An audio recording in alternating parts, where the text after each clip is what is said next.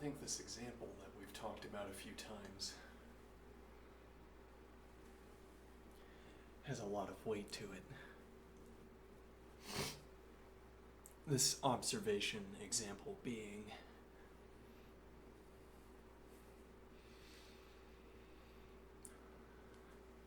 I don't need any justification for what I'm doing with my hands if I am behaving according to a tradition.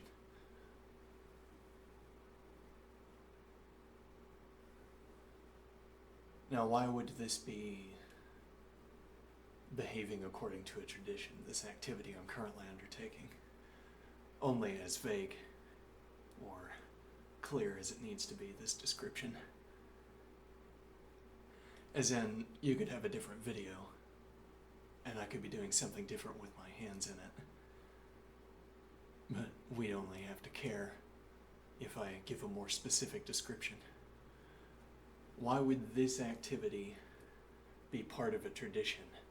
Okay, now I say, I'm making a square out of my hands. Oh, what is a square? When did we decide we needed to bring squares into this discussion?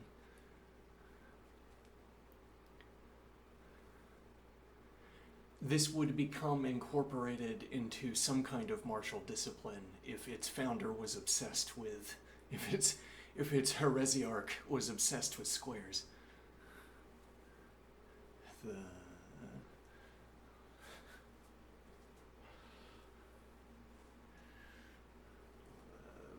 The heresiarch Pythagoras was obsessed with squares, okay, instead of triangles, as it turns out.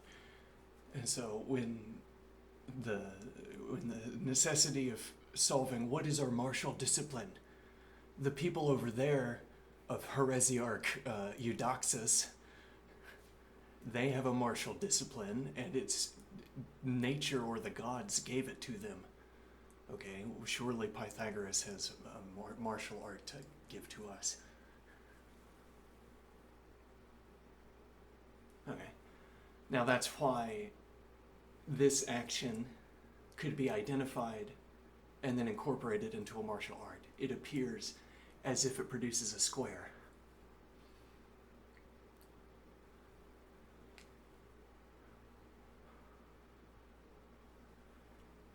Okay. Now what is my point? Well, why did I commit myself to talking about Pythagoras? It's talking about this hand motion that we say represents a square. That we say represents a square. Is it a square? According to what metric?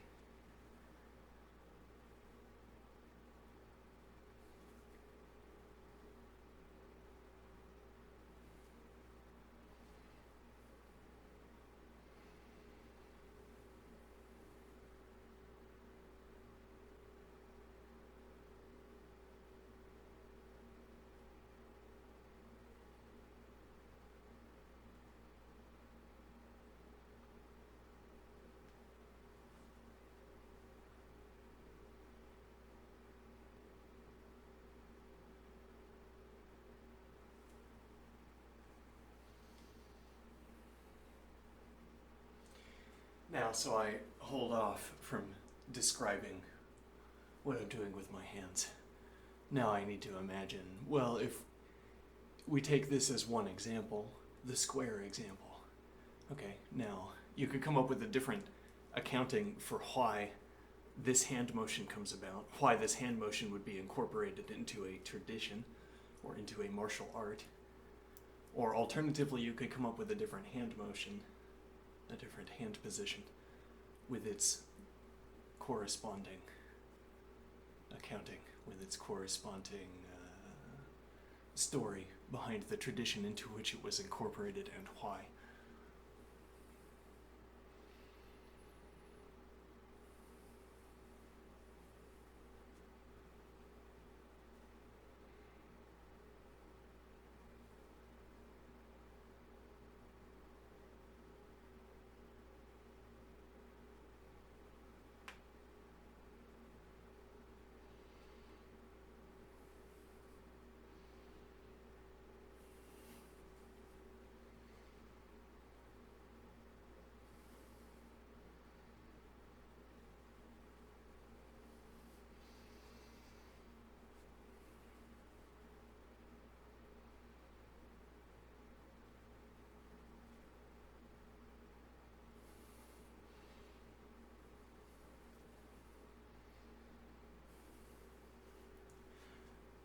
I'm pushing forward with my arm, and this is like loading a response to a projectile into my arm in a funny way.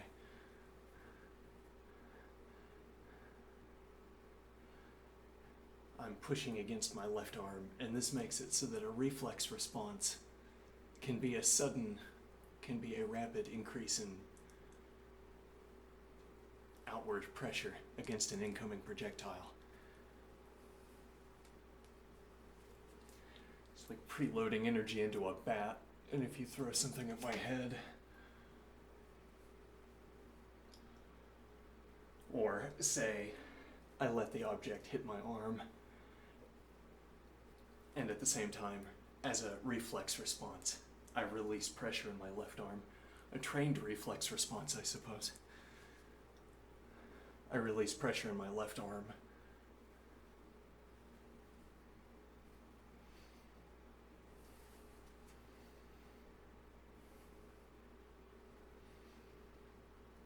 Except there's also an incoming projectile.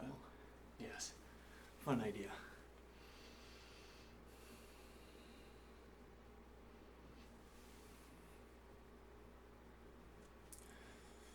If nothing else, you get the mitigation provided by the transmission of energy through the arm.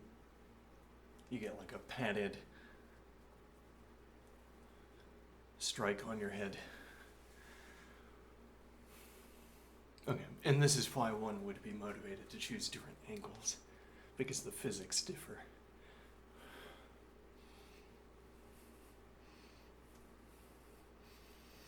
But also because you're setting up a network of reflex responses.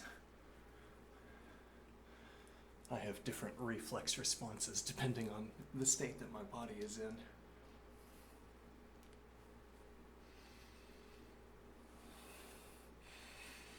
And the idea of leaning my head into my arm is that it increases the surface area where I can reference, increases the number of objects I can talk about to explain why I'm doing something to myself.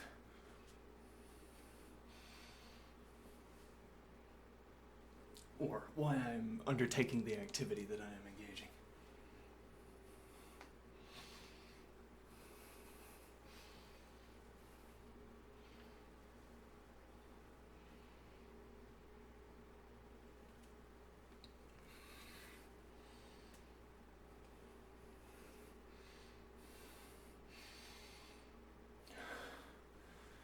It's like I have this other, I have two consoles, I have two terminals open, and one gives me information about feeling tactile sensation in my muscles, and then a second one gives me tactile sensation on my skin.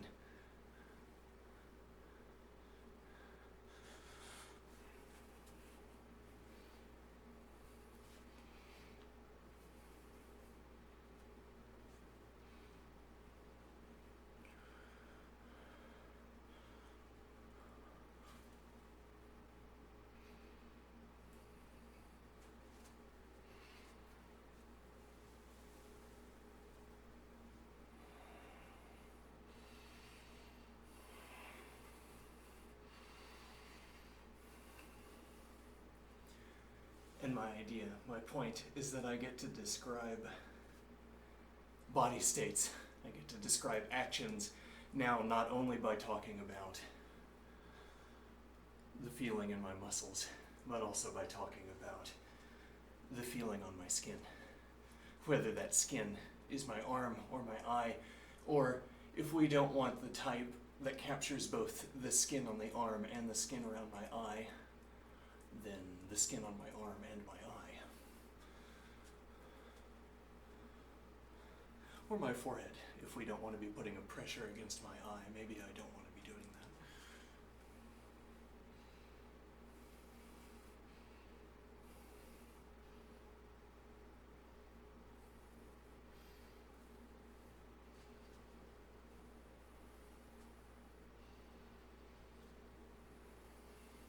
that. And now I'm listening to my breath as reflected off of my arms, even when I am not maintaining contact.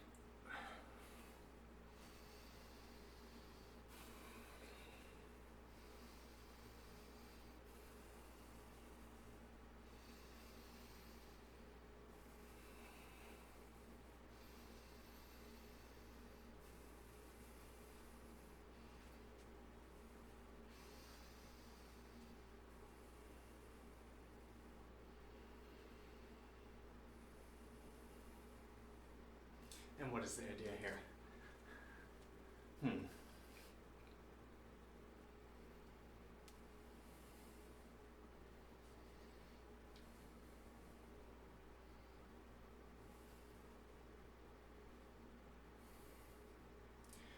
The idea is that there are information sources available to me that I do not take advantage of out of a sense of propriety or embarrassment.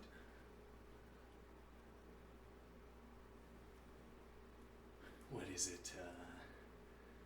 Are people going to stare? Predicating over the world. People will stare.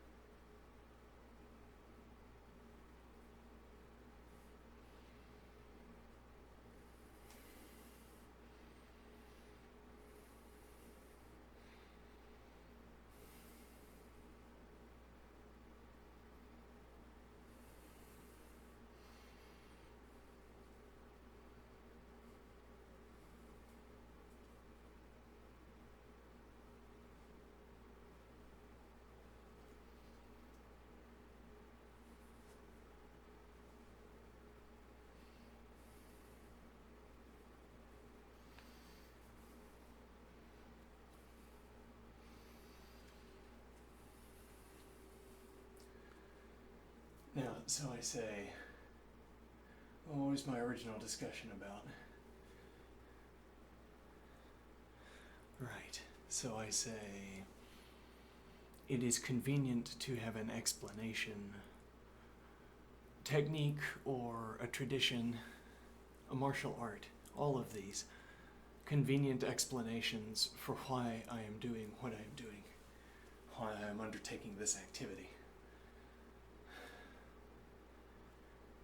Okay, and, well, I said this activity whilst performing this arm motion. And I observed this activity, which is ostensibly about making this hand gesture. Think of this with the video, and this description with the video, and think of this description without the video. Now, one point here is that even if you correctly identify this as the arm motion, your specification of the particulars is not going to perform better than noise. So I'm imagining you say, it is arm gesture number 0, degree 0, a classic starting position. Classic sort of arbitrarily plucked out point that we like to return to over and over again, the 0 point. All right, the 0 angle hand motion. If it had been the 1 degree instead, it would have been here, and so on. Okay, we've come back again to the 0 starting position, yes. And we've indexed, we've assigned the 0 starting position, this adjustment of the hand. Now, but is there more than one arm setup, arm-hand setup, that will count as position 0? If there are more than one position, then I need further descriptors to decide between which one, if I'm trying to narrow down to one.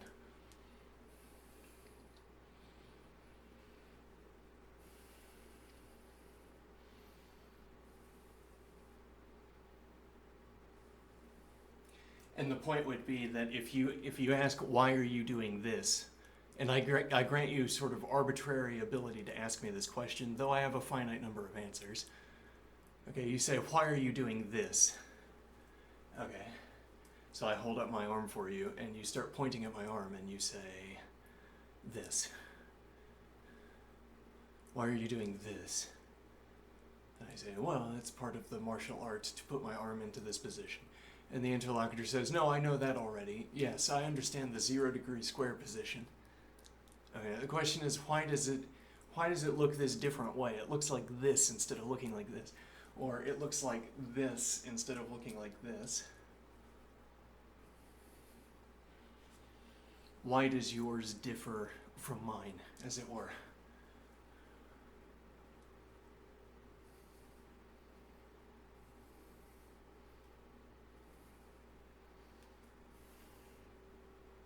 And what is the idea here?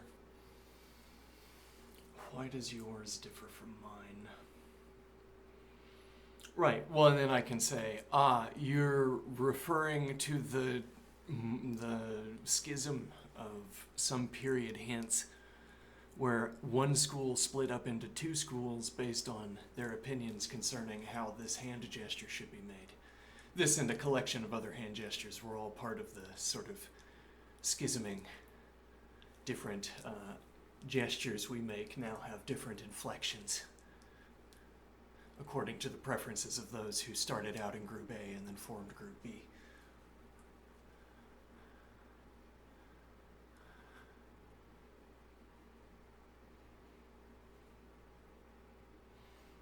And what is the idea here?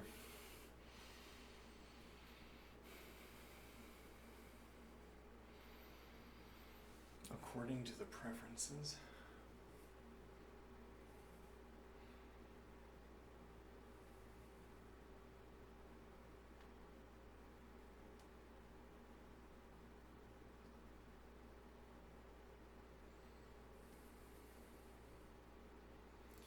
Right, and that would be my answer to why my hand position looks this way. I say, yes, you expected this hand gesture to look like this, perhaps.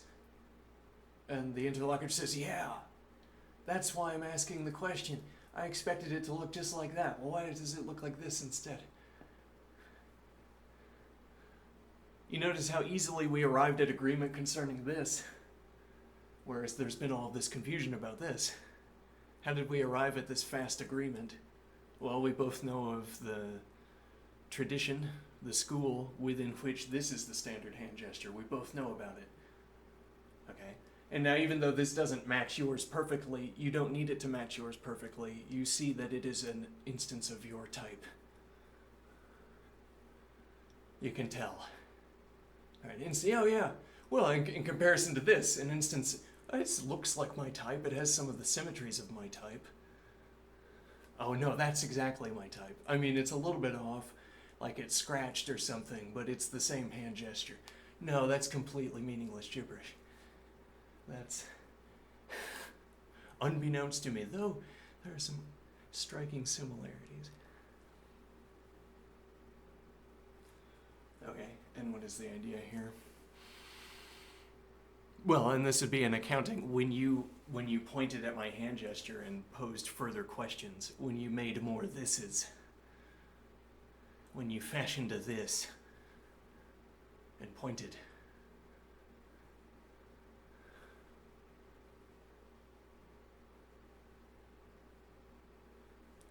Then we discovered that we both had a nearby, an intricate object. We had another intricate object we both recognized was relevant and then both wanted to talk about.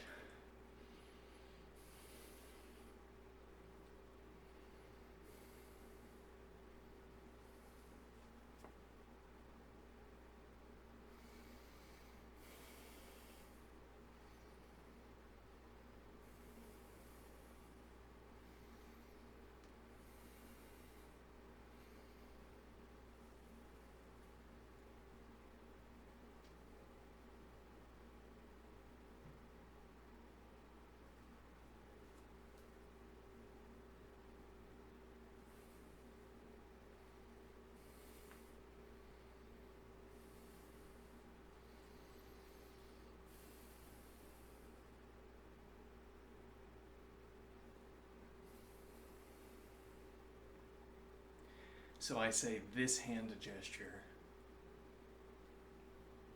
and we're talking about splitting this up into a case where you have the video and a case where you only have the text. You want to use the text, this hand gesture, and then I fill in the metadata because I can continue filling in details without deciding what hand gesture I'm talking about. So I say this hand gesture made by the person standing in the basement, making a hand gesture at the age of 34. on the day of whatever, the year of whatever, doing such and so.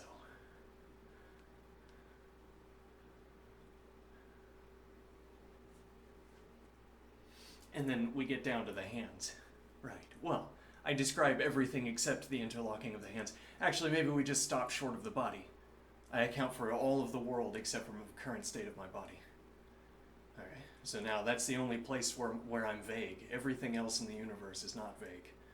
You could keep asking further and further questions about any other point in space you could want, and, well, you'll hit some kind of resolution limit, but the point is I have an answer for every other position, to some degree of depth. I do not have an answer currently for this hand position. The one thing that differs, the one description that differs. Well, you could come up with other ancillary descriptions. You could talk about the body in general, because we've set up vagueness sort of at the boundary of the body. Because we've not yet described the position of the body. Okay, now what is the idea? Well, so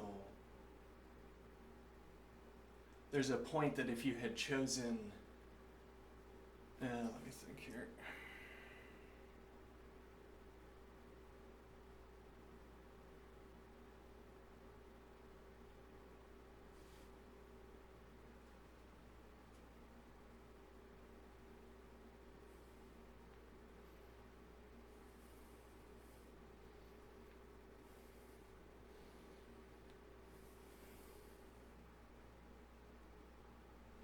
Right. Well, again, you have either the transcript of what I'm saying or you have the video.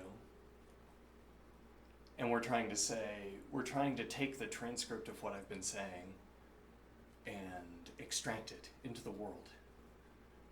Okay? And I'm saying I've accounted for everywhere except where my body is. Let's pretend. Now there's only my body that I haven't accounted for. And I say this hand gesture. Okay, well now you know that I'm making a hand gesture. How far does that limit my description? Well, I'm not interested in the sort of, let me think here. What do I want out of this?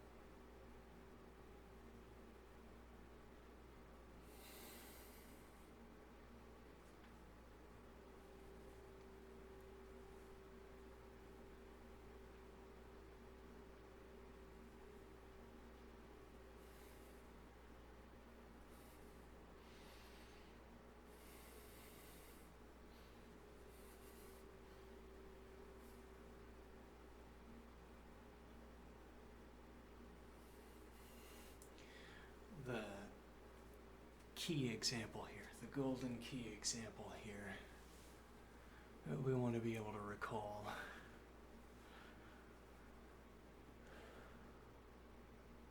Right. Reference to tradition is an easy accounting for why I am undertaking an activity. Tradition or technique, to speak similarly, technique gives me a way of distinguishing a success case from, as it were, nearby failure cases. Yes, it succeeded, but you know, if we had adjusted matters just a little bit, it would not have succeeded. I can see clearly.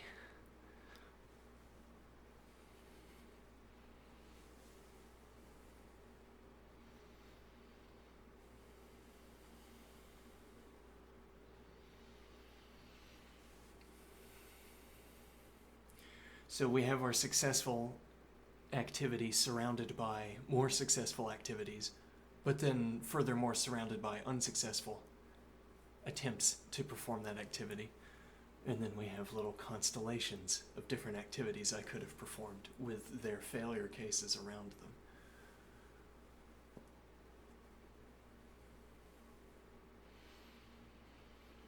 Now, one way technical development behaves is that it looks at a success condition, looks at a nearby success condition, and looks at a nearby failure condition, and expands the technique to resolve a failure condition. Expands the technique. Now if I arrive in this position, I go deeper by this means.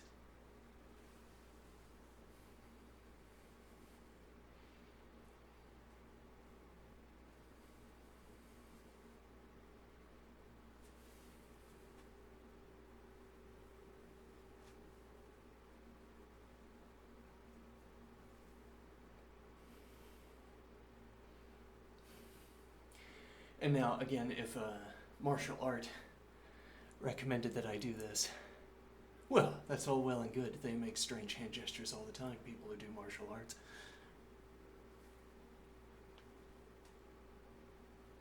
If nothing else.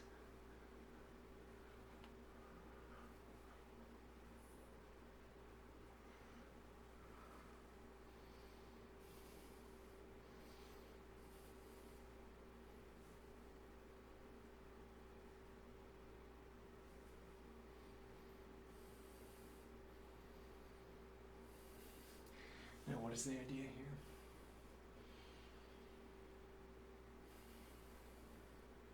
Now, instead, I could appeal to technique. You see, what I'm doing here is part of the technique.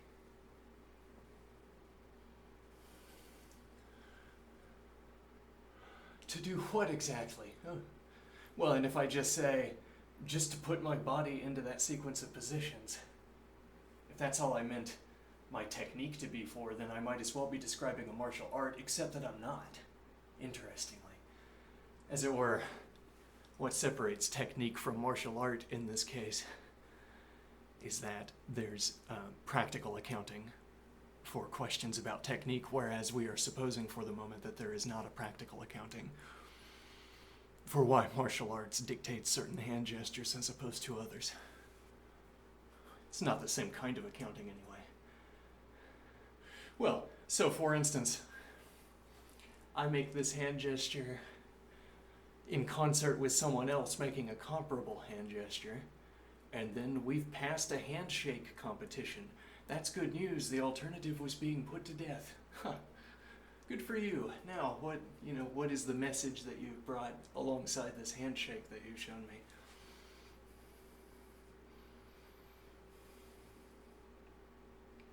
What point is that strange and immediately caustic example saying?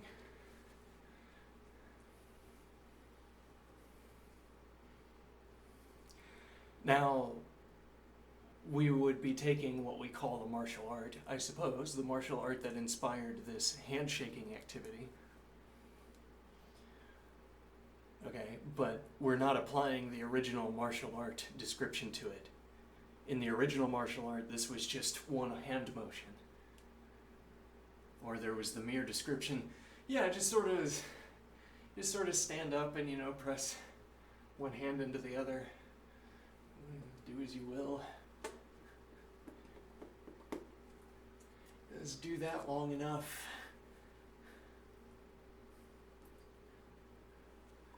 Okay, but then we noticed the utility of certain patterned ways of engaging in handshakes.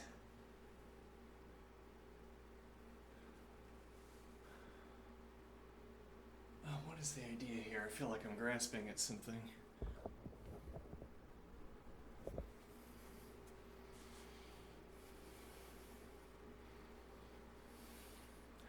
Right, well now we're extending what was simple in the martial art, which was not compound, which was atomic, you should maybe say. Atomic in the martial art gets expanded according to success or failure conditions that constitute the technique, the technical expansion.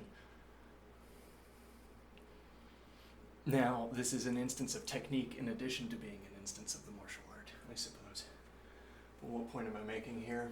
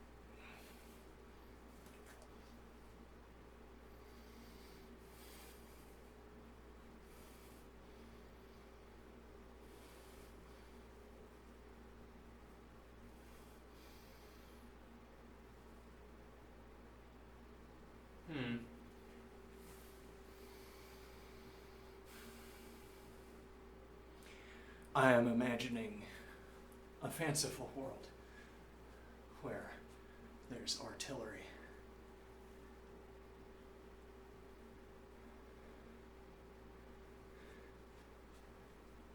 I'm imagining a machine under my hands that tells me where to put my hands. There's a wheel here in my imagination. There's a handle up here. There wasn't a handle up here until I reached for it because I thought it would be a good continuation of the action.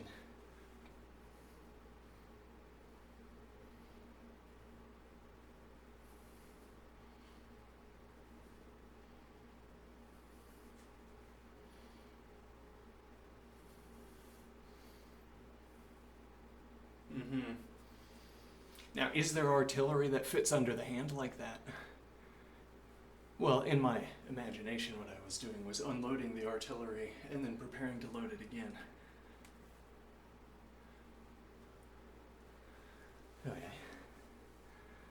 And now the idea is, well, that description, unloading the artillery and then preparing to load it again, is applicable in many circumstances. Applicable to many kinds of artillery as well.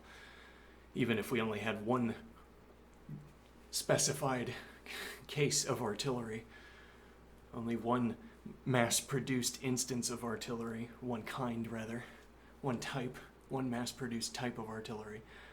Okay, then still, this bodily motion, this description of unloading the artillery and then reloading it would apply to that artillery as well.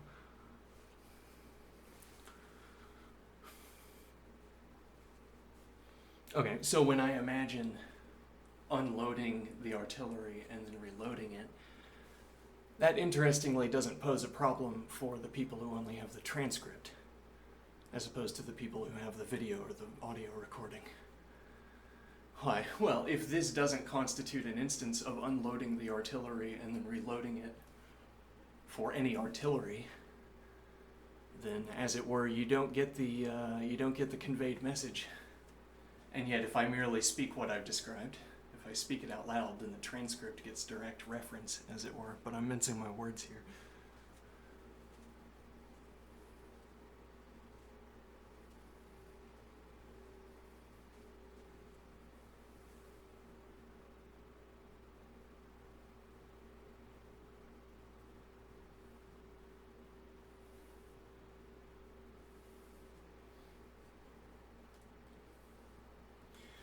and if there isn't a bar like this, if it turns out that this was stove hot, for instance, and I put my hand here, then my hand is sizzling and then it's flying away from the bar. So my hand on this bar would only be accurate for one frame. We'd be playing a kind of make-believe where I could have my hand on the red hot bar and continuing with this motion, as opposed to the hand jumping away. Right.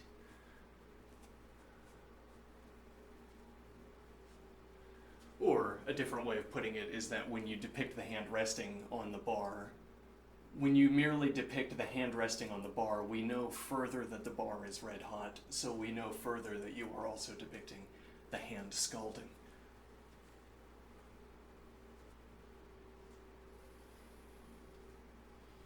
So this is something that would become true in the video, as it were, coincidentally, when we make our description of the video obtain.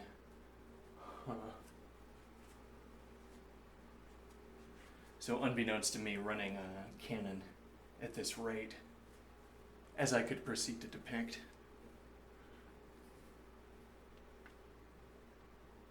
e.g.,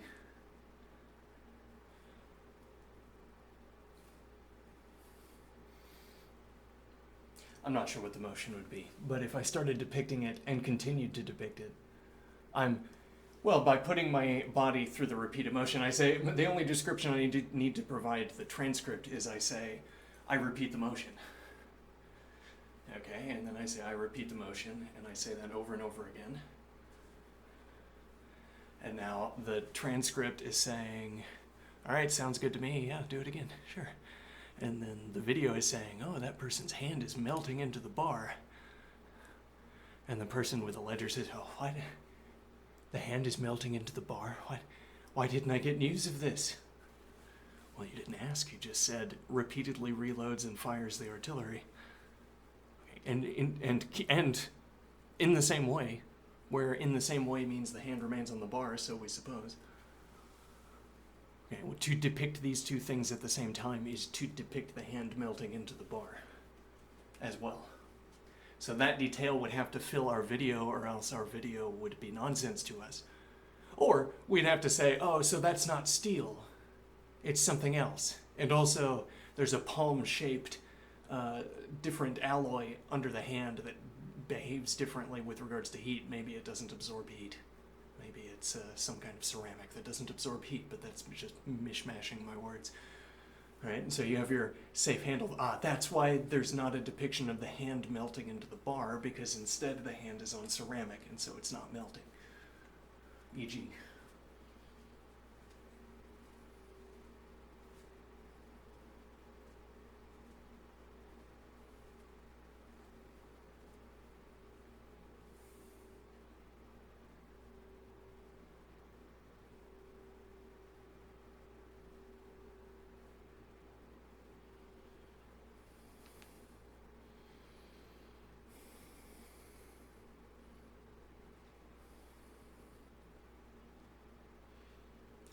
So it's interesting, before the video had an advantage over the transcript, here,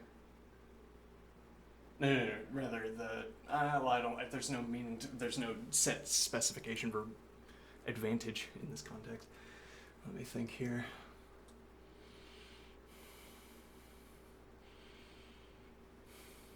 Let me see.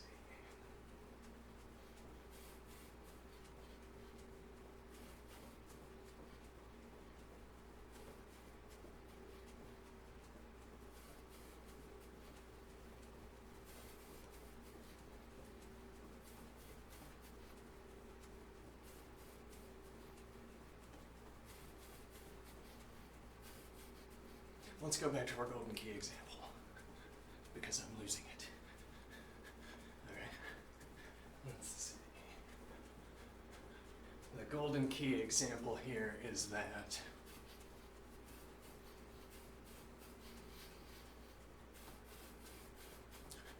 technique or martial arts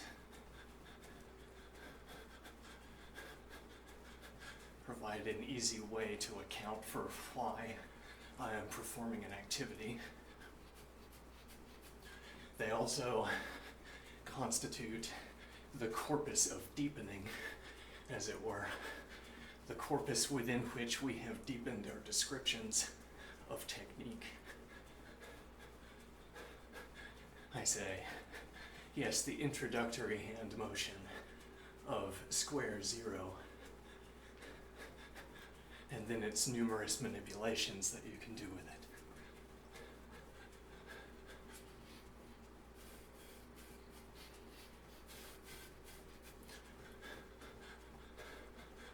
Let me think here.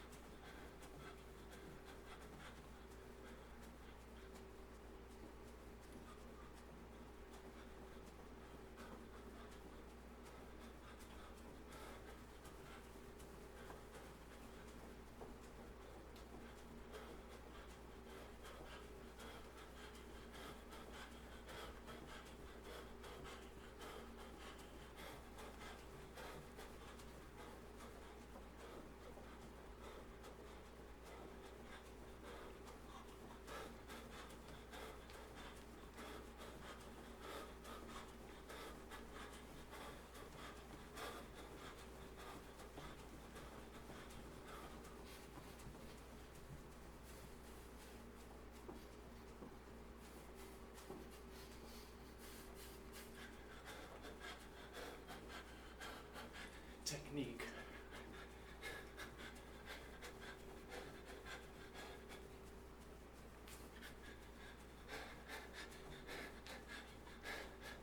Notably,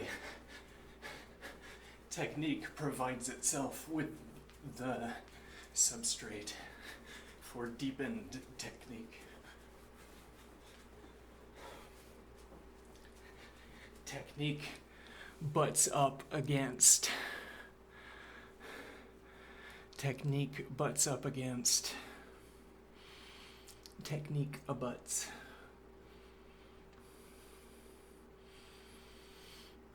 Technique abuts its own failure conditions.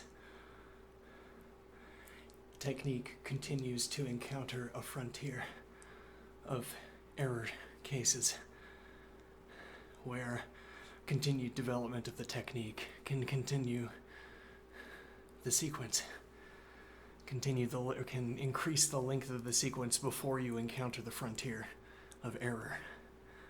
But okay, the process of developing technique delivers its own substrate for continued construction. Delivers again and again what we can classify as the frontier for error.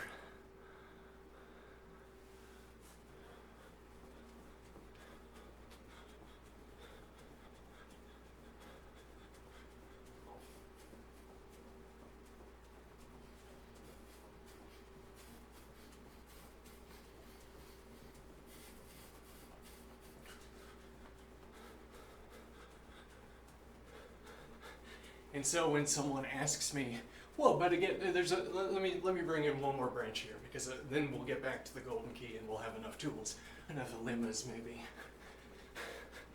So someone watches me perform the technique and interjects with an objection.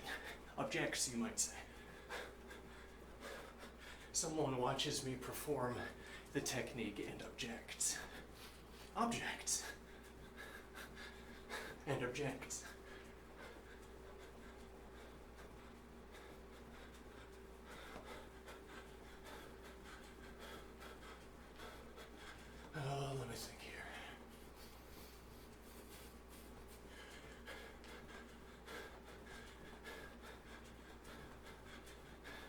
Now, our most common way, our most respected way, in a stratified, a societally stratified, a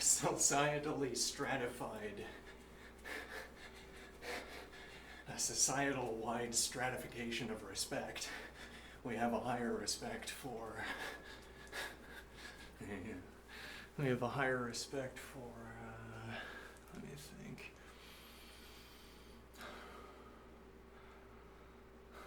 We're talking about the application of technique. Can I get to the end of this sentence? We're talking about the application of a technique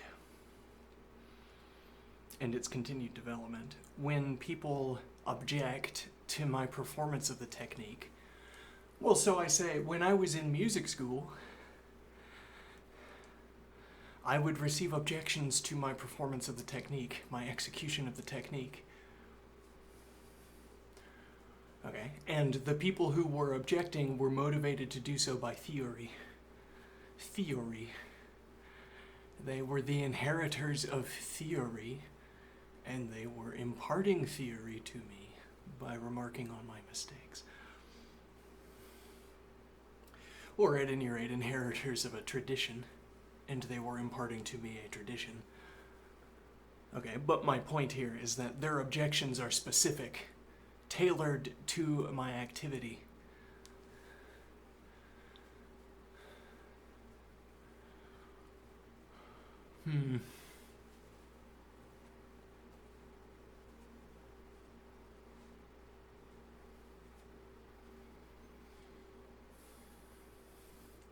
When I perform through a technique, I put myself into a position where when I perform through a technique, I allow others to describe my technique according to our shared tradition. I subject myself. I subject myself to criticisms that I have deviated from technique, from technical execution of the technique.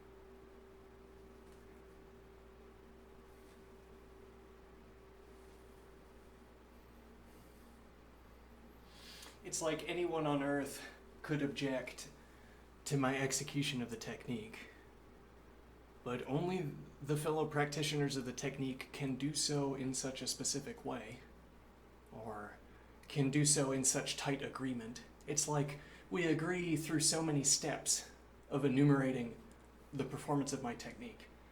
We keep agreeing about my execution of the technique, and then we hit a point where we've agreed a great deal, but we disagree. And now, by analogy, we might want to call this fineness of disagreement. This is refinement of disagreement. Okay? Now, even if someone came along and gave a quantum mechanical 3D grid, infinite resolution accounting, somehow, of my activity, this would not be a refinement of our disagreement. I can't refine in the direction of talking about physics. I can refine in the direction of talking about technique.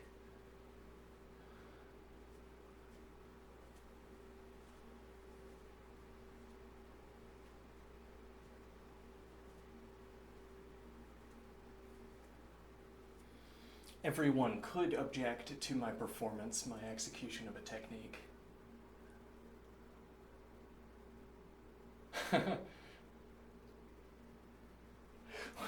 Actually, that's an interesting idea. Why don't I alias a bunch up front? Like in the definition, I duplicate arguments. Or I say let name be name, and I give another name to arguments so that I effectively perform typing by switching over the name that I choose by extracting from my let definition pool.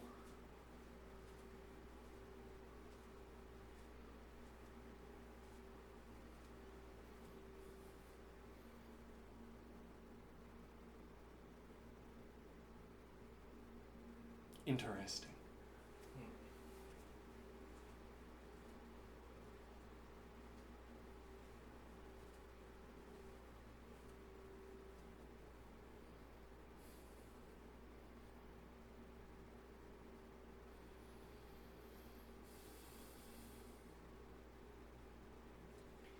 Now, what is the alternative to our golden key example? Well, we're dropping another idea. Yeah.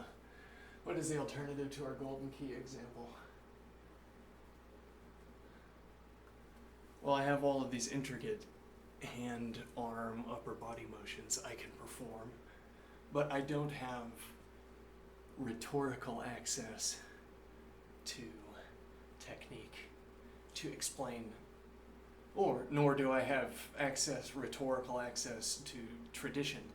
If I said, oh, I am enacting the tradition of such and so school, you would either find out that that school does not exist, or I would be inappropriately claiming to be a participant in an extant school for martial arts, which I am not. And they might be unhappy with me for claiming, for all I know, but I'm not interested in testing such an interpersonal boundary, so I'm not going to claim I'm a member of a martial art. But it's also not a technique. If I said, there's a technique that's deciding these hand motions for me, and I'm merely following a rule set, you'd say, well, where's the rule set? Where'd you write it down? Where'd you read it? And I say, oh, it's in this book.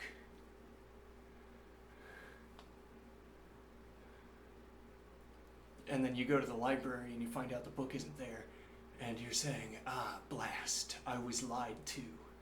And then I'm off somewhere cackling, I don't have to talk to that person anymore.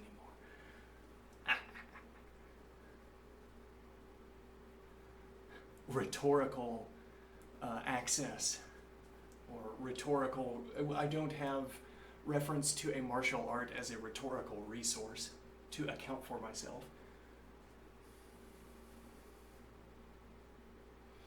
Nor do I have the rhetorical resource of a martial art. I would have to come up with some other wrapper for a rule set. So the martial art might talk about flow and energy, for instance. But I'm not going to do that. Those words, I don't know, they might not strike me as the best words. Why would they? So instead I start describing my own technique. But how do we know that my description maps to anything? Well, we might ask, when do I need my description to map to anything? When do I need it to map? How often have I needed it to map during tonight's discussion talking about these hand gestures? I don't need it to map right now, which is to say, for this stretch, when I talk about the hand gesture I'm adopting, you could have had any original hand gesture with continuous updates to that hand gesture leading to a current different state.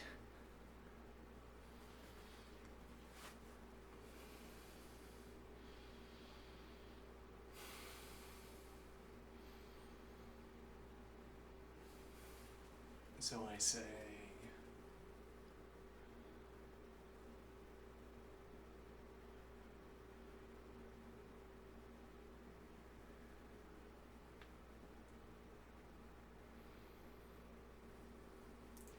this hand gesture, and for this stretch of time of the video could look any way, and you wouldn't be surprised, because it would have looked that way from the beginning of the video. But it would be a different hand position from this one. A replacement. And that coloring of the timestamp, we have the current coloring, which is that could have been any hand gesture. That's the current coloring of the timestamp. Now I say the hand gesture where I am pointing up. Right, this has specified a hand gesture. It has certainly excluded some hand gestures.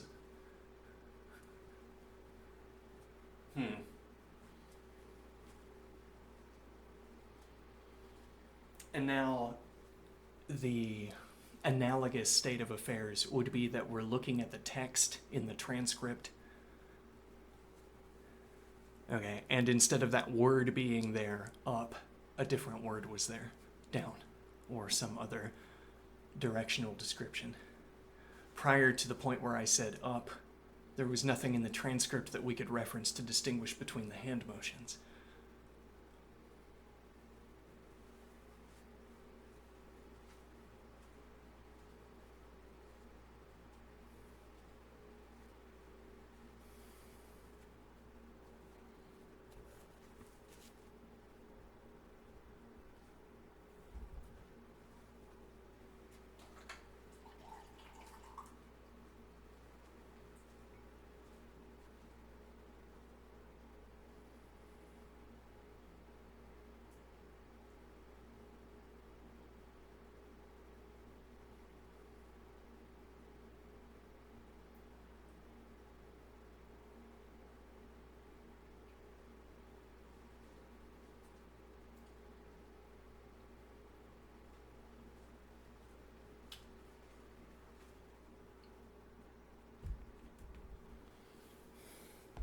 A different way of putting this, I think, is that until the point where we have textual differentiation, we could be projecting any video that minimally meets, what words to choose here? We could be projecting, extracting into the real world, extracting into the physical world any hand activity that is consistent with the descriptions.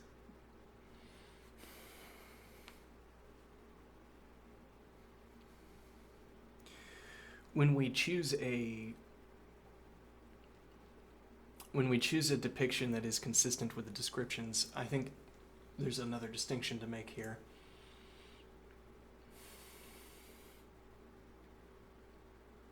When I was talking about coloring the timestamp sequence earlier, I think here.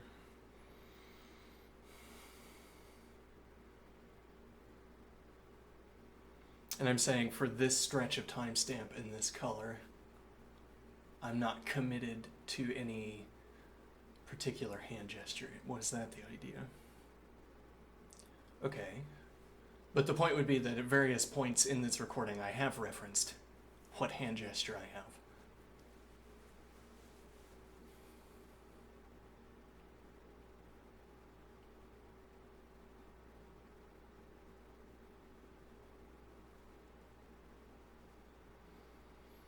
So there are stretches of timestamps with sequences of timestamps with a different color, which is where I'm committed to one hand gesture or a class of hand gestures that all meet a specifying description. It could be any one in this kind of cone that I'm gesturing towards, any hand gesture in this cone, because the point in question is about angle, suppose. Well, then this doesn't exceed a critical angle value. Let's suppose. Okay, so I'm plucking out a cone. My finger could be in any such position. Okay, that would be up, according to one specification for up. And then go beyond that horizon. And now there's a cone in this direction, perhaps. I don't know. I don't need to come up with a specific example here, though it might be fruitful. If I could.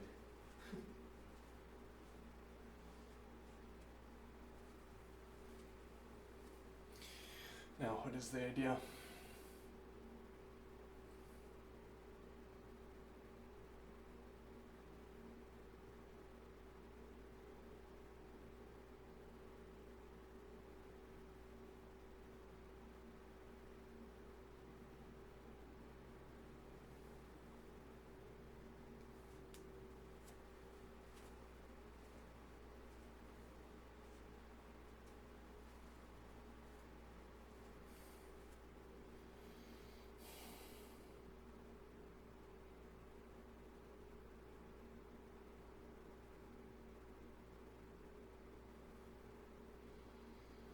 Okay, but if you think about the video as a whole,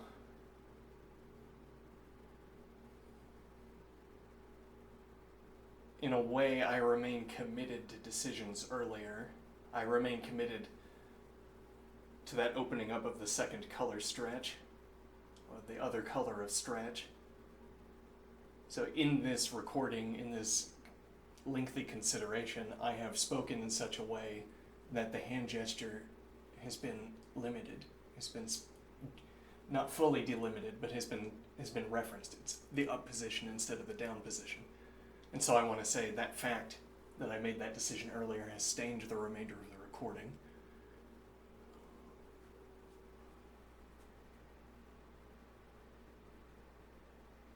What do I mean by stained the remainder of the recording? If I want to reference earlier hand gestures, the ones that are correctly, the ones that are there to be referenced in a list that has collated all of the instances of references to hand gestures. You know.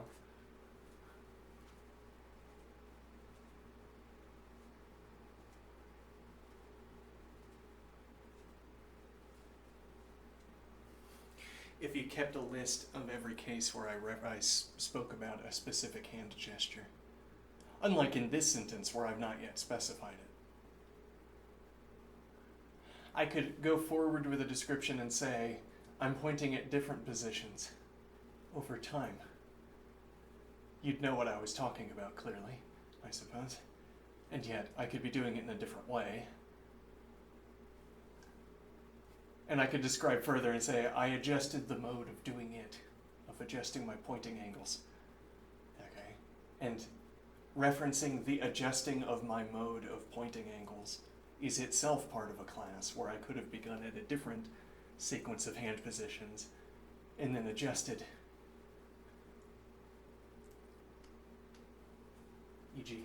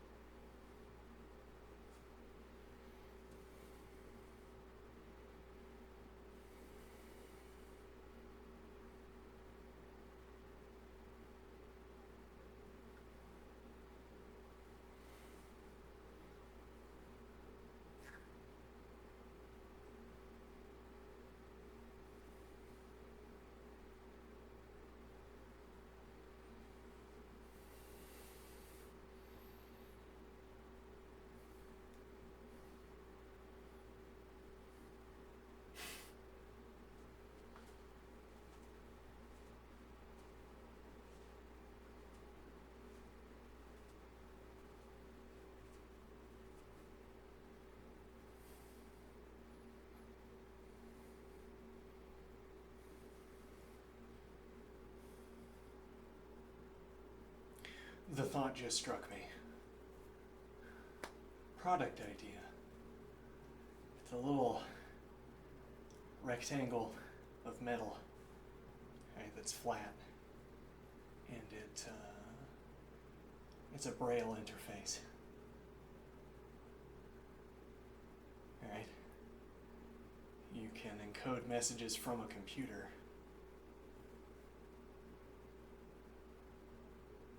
Let me think here.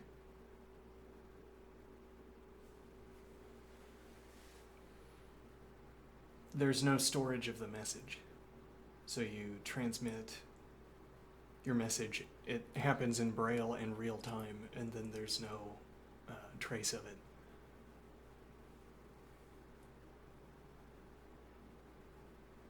Why would that be interesting? Why do we need to impose this extra condition of the message being deleted? It'd be like no different from speaking to someone. It's like real-time engagement of your attention. It would have to sit in such a position in your attention. Okay, but I'm imagining, in like a movie with gadgets. You have in your hand in your pocket, and you're reading Braille. Gaining critical information at a time when it appears that you could not be gathering critical information.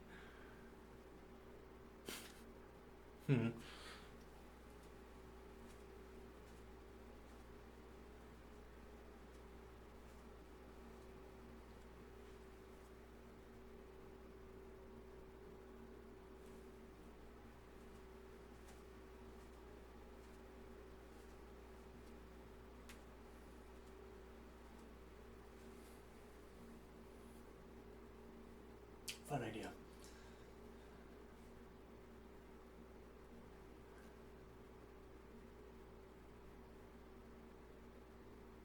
Well, it's like how could you have an information source that is better than what people already have available? Well, this is an information source that differs in a critical regard. It doesn't require your hearing or your vision. Anyway, what do I want to talk about?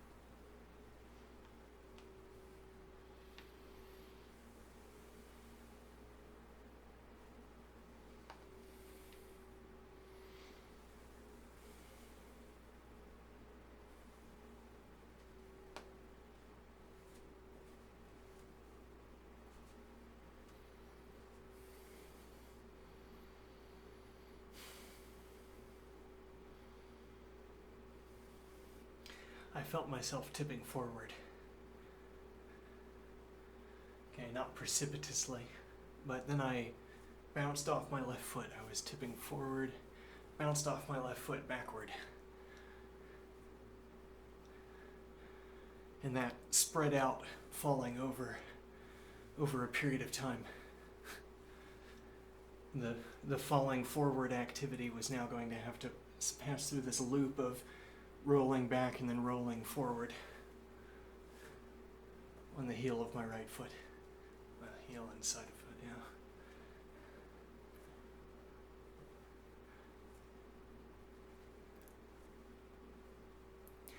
It also positions my responses in different frames. I mean that the responses that are available to me when I'm at the other end, when I'm at the peak of tipping backward, are positioned from the peak of tipping backward.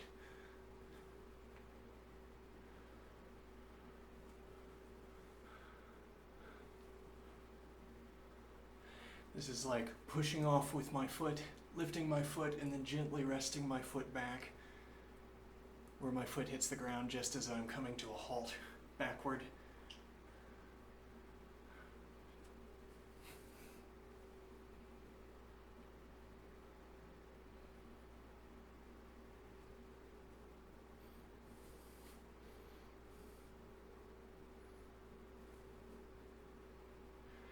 Why did I engage in this activity? It was a play of my attention around the falling forward activity. If you see what point I'm making. The play of my attention around the falling forward activity was no longer falling forward and striking my head on the table, but it was falling forward and then rolling backward and then landing gently. Now, falling forward onto the table is a chaotic mess. It could happen with my head striking the table in numerous different positions. There could be different objects under the head. Whereas this rocking backward and then stopping, less chaotic. I can use a simpler model. I don't, as it were, have to model the fat. Model the muscle in this case. I could come up with a density accounting for the body, as it were, and a rule for pressing off against the ground that will show me just this. Or however complex that description needs to be, falling forward onto the table needs to be more complex, because the split up against numerous types, each of which needs to be just as complex as this rocking back activity. So I am thinking off the top of my head. There's some mode of description that allows us to capture that motion with some kind of meat accounting, some kind of three-dimensional packing of material, of mass. So I suppose we could come up with similarly a gravity accounting with a distribution of material, but we would need more types. We would need more complex types, because we would need a type for each, each way that these ways of falling on the table can differ from each other. We need to fill out the spectrum of. So I say, I fall on the table with my right hand, and now I need to bombard the table with my right hand. And those are the ways I can fall on the table, where I press my hand into the table.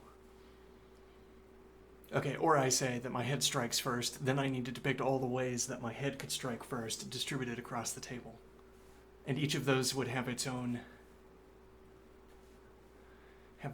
local spectra. So I'm thinking, much like how there's a kind of gradient to this activity, a local spectrum.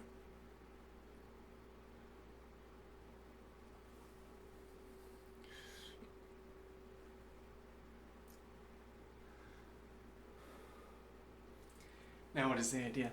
Now, the falling forward event, I could, as it were, I could practice falling over all the time. I could always walk around, always well within points of safety. But the idea is that falling would look like this, one way or the other. Falling is going to be some combination of my feet or arms being in positions like this. Okay, and so I practice combinations. Ooh, I'm falling over. Never mind, no I'm not. Like that. As in, this could be, if I let this go, this would be falling over.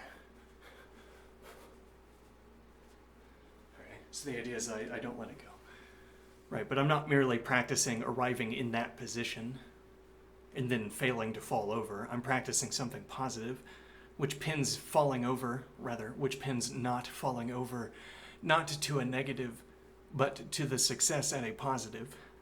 If I succeed at seizing falling over and converting it into a dance move, well, success here entails that I did not fail, that did not fall. Success entails that I did not fall here. As opposed to saying that there is a negative characteristic, failing to fall. Instead, it's succeeding at dancing. So I'm incorporating, well, I'm recruiting my senses. Whereas if I'm falling over, I'm not recruiting my senses. It's a senseless blur when I'm falling over. I throw my arms out. I strike a small child in the head. E.g.,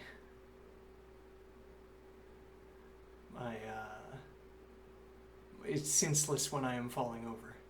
I can't recruit my senses into an accounting. I can't recruit my senses into an intuition for what is happening.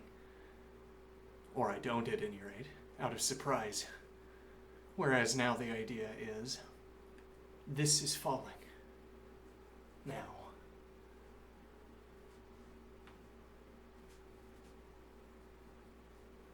Falling, instead of being a chaotic, negative event, is a structured, positive event.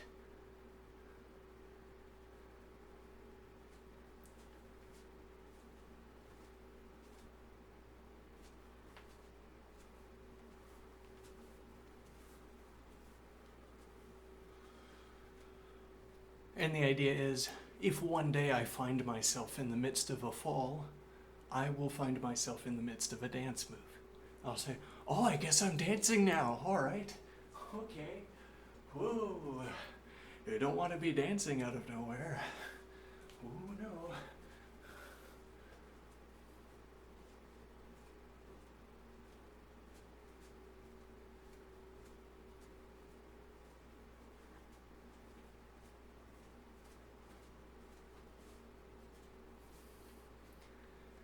Now, one point here, I find I'm falling backward.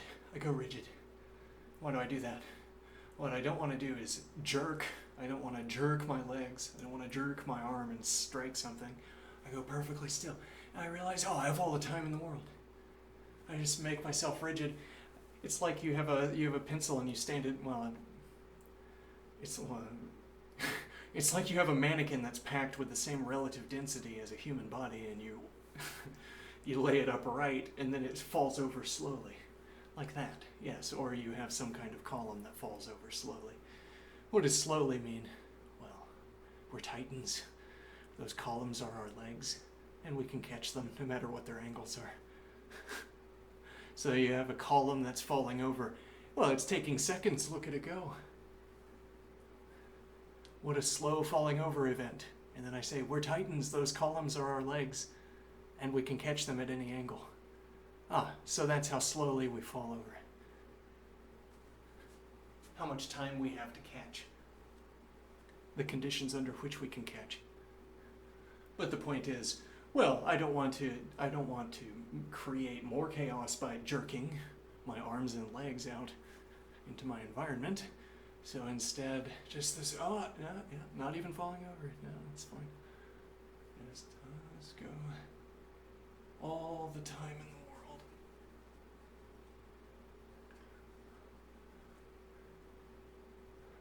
Now, if you suddenly blacked out while in the midst of this kind of exercise, that'd be bad, yes. Though that's uncommon. That is falling backward. No, didn't. What? Ooh.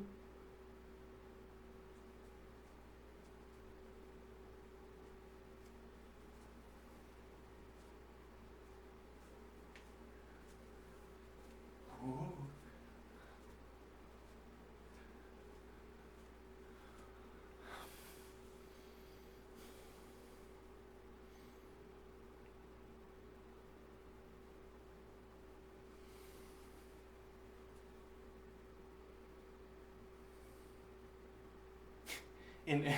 An untapped resource for amusement, for personal investment, play the falling over game. How well do you handle falling over? Consider your environment. Is your environment well suited to falling over? Have you considered that question?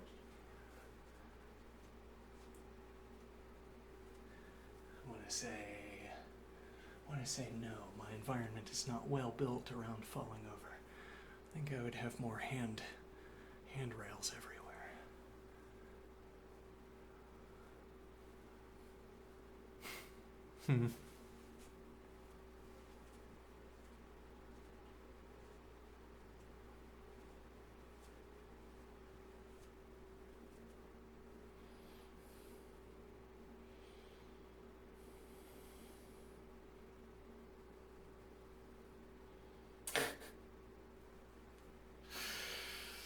Okay, I just thought of a covert operation. The covert installation of a high craftsmanship brass and wrought iron handrails.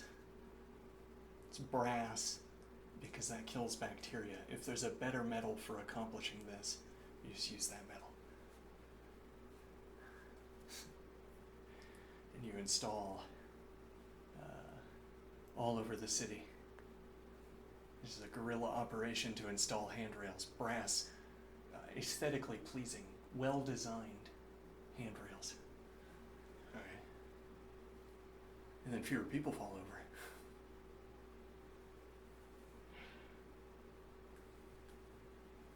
over. Pays for itself easily.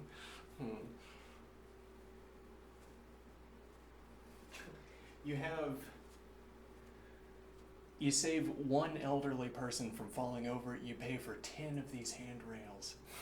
4 of these handrails.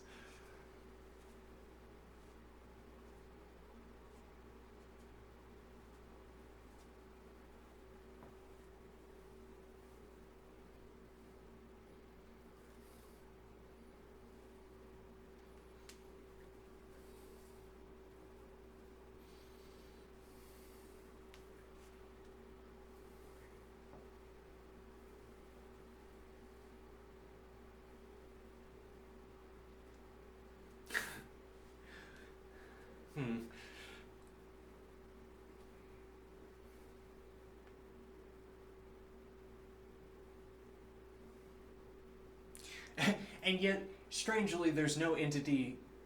It's a tragedy of the commons. Elderly people falling on the ground is a tragedy of the commons, in a way. Here we have these pristine, unbroken hips. And not one of us was willing to put up the few $100s that would keep them unbroken. How unfortunate. Particularly for the person with the newly broken hip, unfortunate. But now unfortunate for everyone else as well. As resources get redirected into maintaining the life of this person whose hip got broken.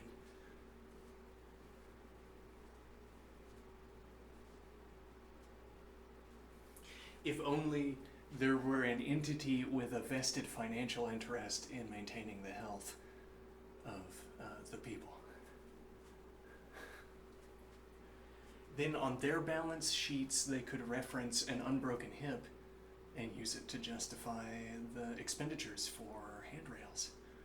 High quality brass handrails that everyone will enjoy. And then the reason it's a guerrilla operation is that you want to circumvent local government. Yes. Yeah, we want to circumvent local government. Guerrilla operations. Okay, so this local city council says, all right, we're removing handrails. We're removing the handrails you installed. Okay. All right. Your adjacent precinct will be getting one fewer collection of handrails due to this expense that you've imposed on us. And you'll never see another handrail in your precinct again.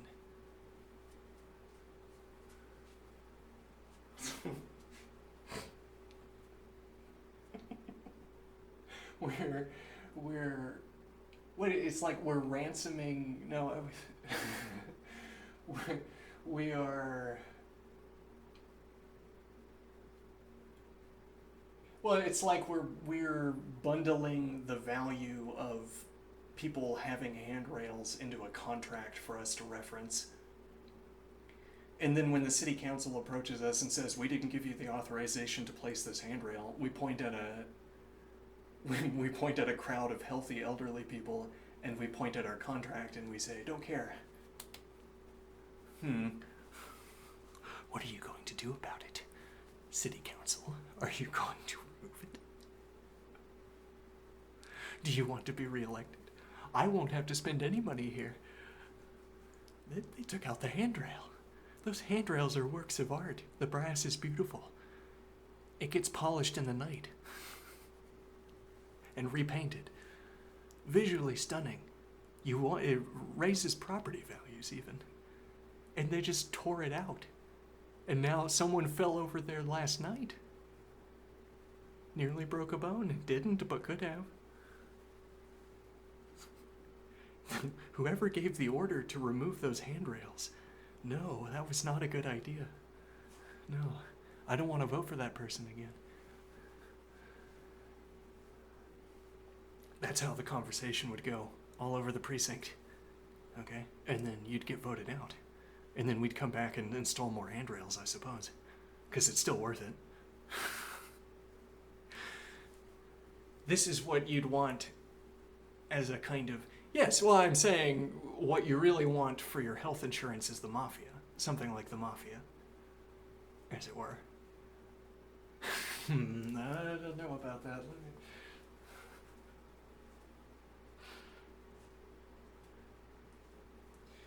Like you would intentionally... Well, the mafia as depicted in classic mafia movies. You'd use local leverage. You'd use the local leverage granted to you by your good deeds and by your correct selection of actions to marshal public opinion in your favor. Okay? And you would be more popular than the city council if the city council decided to act against you, not because you have to pay people to find them unpopular, but because your actions are so popular. To do the opposite, or to undo what I do, is to make people less satisfied. Openly so. And I can even tell them, yes, the reason you don't have handrails anymore was not on us. All right, so now we get to leverage this. Yeah, so what is it that we're leveraging? I want to say it's our ability to point at the contract that we wrote ourselves. Like we write up a contract for ourselves that says we installed this handrail, and that's all it says maybe. Or, I don't know, it says we also own the handrail, so if you remove it, you have done us a harm because the brass was expensive and also the artwork was expensive. This is a harm to this quantity of money as well, as the contract specifies. And if I bring it to court, they'll agree with me. Or if I bring it before the people, I say, that iron and that brass and that artwork was worth however many dollars. And they say, yeah, that sounds about right. Yeah, looking at it, I'd say so. And we bring in a metallurgist and they say, no, yeah, that's about right. I don't know anything about the value of the art that's embedded into the wrought iron and the brass, but the brass and the wrought iron by itself is worth what the contract specifies at least. E.g. Okay, and now, well, the city council removes this. I point to the contract. It's just something I wrote. Oh, yeah. Just a piece of paper I wrote and then had someone stamp, I suppose.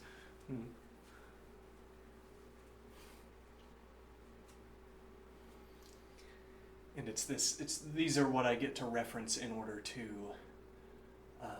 convince the city council not to rip out my handrails. And now the idea is, yes, well, we're violating the law, but also the punishments are purely fines. We're willing to take it to court, I guess. I don't know.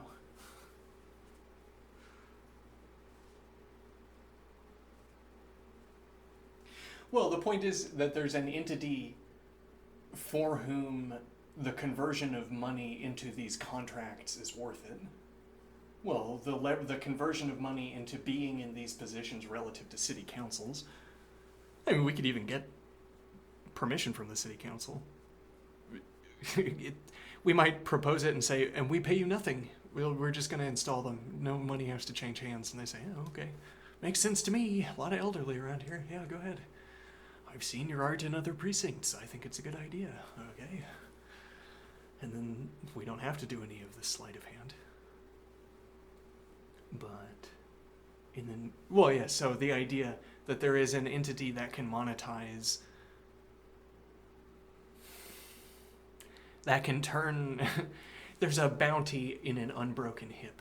There's a bounty in an unbroken bone that would otherwise have been broken. There's no entity. Yes, this is a dig at health insurance. The idea is that according to theory, according to economic theory, there is an entity that has a financial stake in people's health, and it's health insurance.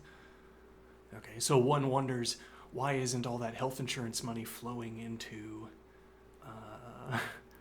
putting up handrails, e.g.? There is a vested interest. Well, the classical theoretical accounting is, it might not be worth it. I mean, maybe it's costlier to install the handrails than to fix a broken hip, though that sounds unlikely. And then even if there was someone with a financial interest, it would be insufficiently interesting.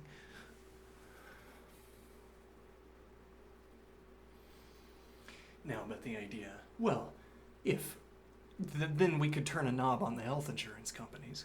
If the health insurance companies had to pay for more of the treatment, then they would have a greater vested interest in the maintenance of health. Okay, so if the handrail was more expensive than their stake in an unbroken hip, we could make them pay for more of the broken hip so that the handrail becomes the better option. This would be structuring matters so that guerrilla installation of handrails or coordinated installation. It's like it's like, how do we convince the whole city to implement this? We create an art style. It's the 20s again. We have Art Deco all over the place, except it's not Art Deco. Okay? It is all made or inspired by a collective of artists who all have a common style. The wrought iron and the brass, how they're carved, how they're cast, is inspired by some group with a consistent art style. And now there's that art style all over the city. It's baked in. And you could get sponsors for this kind of activity. They say, oh, do you want to shape the face of the city for the coming 20, 30 years? Whose favorite art collective makes all the wrought iron and brass? Okay, so you get sponsors, and now you've ameliorated the cost of installing handrails to prevent broken hips. I think I might be missing the point. Let me go back. Let's see here.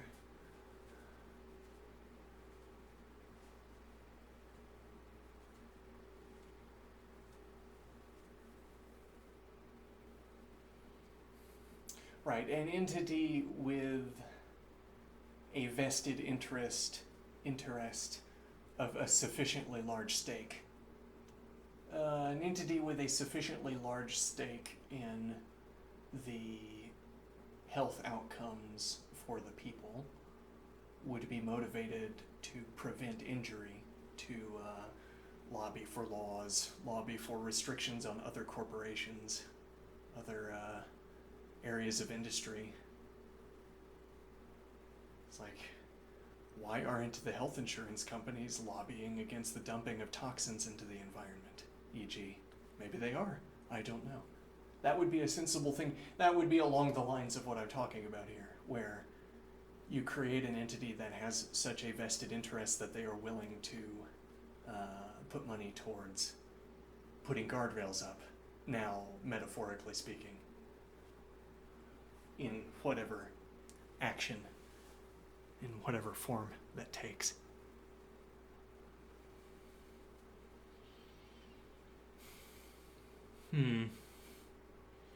Interesting idea.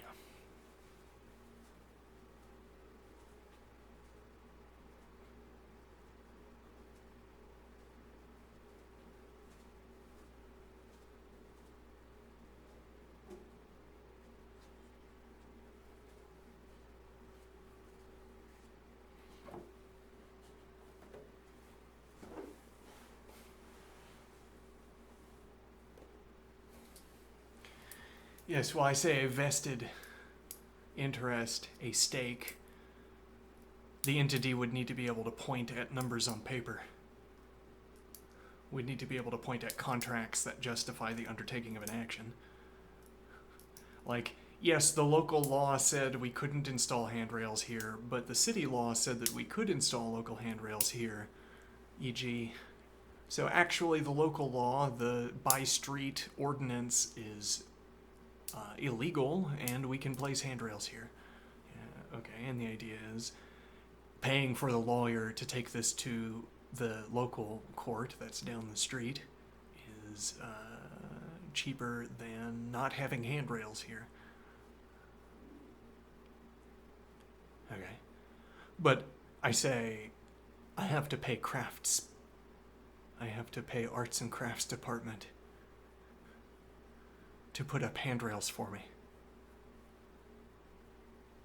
How do I pay them?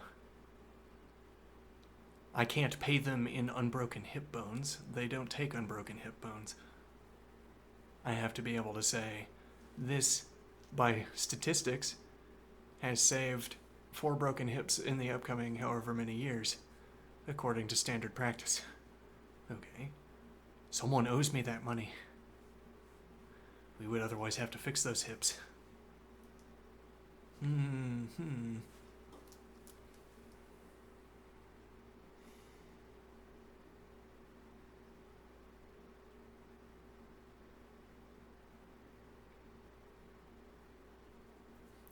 One wonders if there are more handrails where there are more members of the AARP. There we go. Association of Retired Persons. Do they lobby locally for more handrails?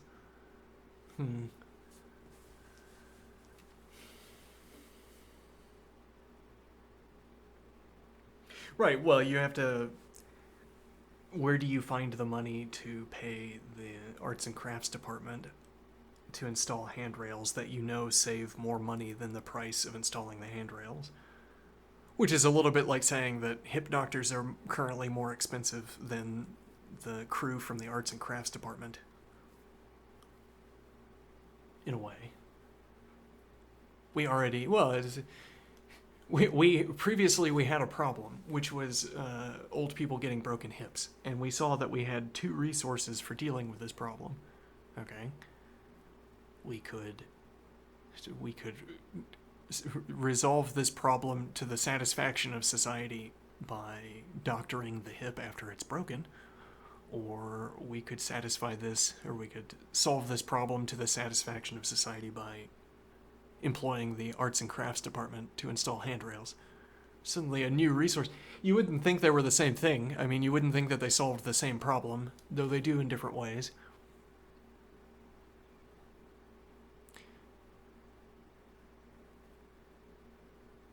Well, and notably, when I draw up my contract that I use to pay the arts and crafts department, I point at that other circumstance of doctoring the broken hip to justify my claim on this money, my claim on this bounty. This would be like if government put out feng shui interior design bounties, exterior design bounties. If you could take a picture of a scene and prove somehow that there is a bounty present in the scene, we will pay you to update the decor, update the scene. So you say, I have spotted a staircase that does not have a handrail. this has a high bounty. No one has spotted this yet. Or else they would already have claimed it. And I say, now I'm granted money. And part of the stipend for finding such cases is that you get enough money for a plaque that says whoever figured it out. The hero who observed that the staircase did not have a handrail. Yes, the hero who observes this gets a little plaque under the handrail, and that's why people are motivated to do this. You also gain local reputation. It's like the work crew from the arts and crafts department. They're installing the handrail and says, "Oh, who noticed? Who noticed there wasn't a handrail?" And the arts and crafts department says, "It's the local hero who's really good at spotting the lack of handrails on staircases. Directed us, secured the bounty on this staircase."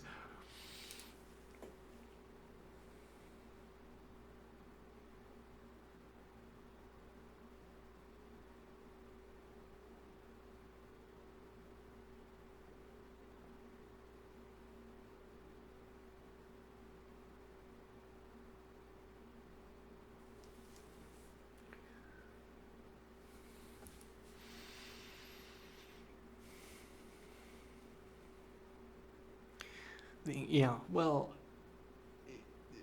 monetizability is an interesting puzzle. Interesting. It's the question of how you would go. It's like a multidisciplinary question. It's like the question I'd be pursuing if I had kept going with economics and gotten into law or something. Like, how do you stake a claim on the finances necessary to avert a disaster if you realize that there is a way? Well, again, the entity that's supposed to have this vested interest is the insurance company. And I guess each insurance company is going to have some such vestment of interest into preventing disaster according to their own domain, by policy, by internal organization. Each insurance company is going to have some kind of vestment relative to their domain of expertise. Which is to say, you could have an insurance company that denies all claims and charges a lot. Or just denies all claims and then it doesn't matter what they charge. Alright? Well then, they have no vested interest, because they don't ever pay out. They don't have any vested interest in the continued safety of the people. Okay. A different insurance company, like a car insurance company that has a high vestment, would be interested in safety features for cars. Because if the safety features are installed, they have to make fewer payouts. So how do you spot a disaster, identify a solution, and claim a bounty? Or rather, how do you pay people to implement the solution? Where do you find the financing to pay people to craft the solution?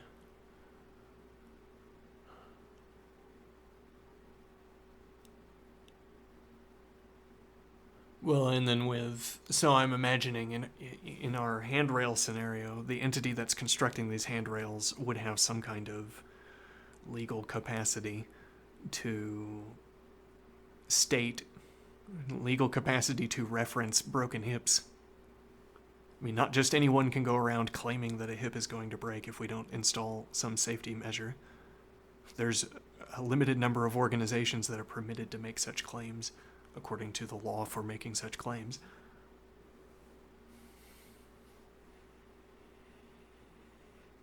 And then for such organizations, there is some way of referencing such a bounty.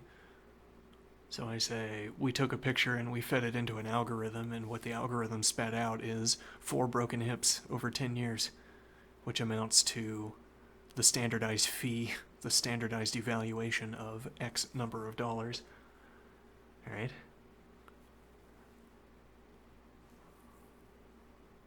And the idea is filling in that template when the entity in question, organization in question, fills in that template. It provides the accounting for the claim on money. And that's where they get the cash to pay for arts and crafts department.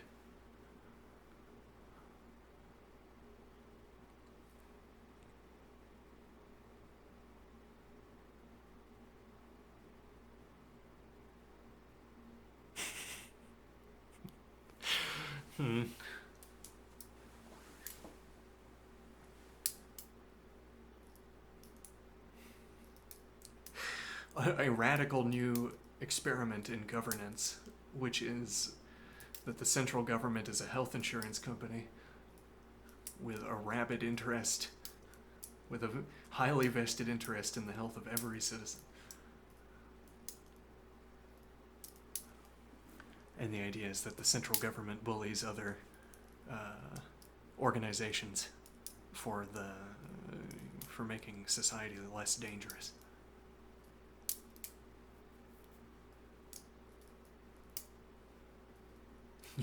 Your health insurance dues are your taxes in this scenario, and those taxes are put towards coercion of varying degrees to compel the remainder of society to be healthy. And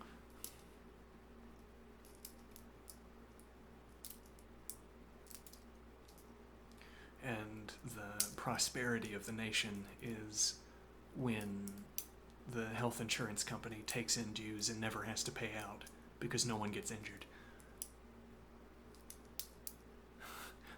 The alternative way of obtaining the insurance equilibrium that is required for an insurance company, the equilibrium required is that the dues that you take in balance out against the reimbursements, the payments you have to make to the subscribers. Okay, so you can balance that out by increasing dues and reducing payouts, or you can balance that by reducing the number of claims. Well, by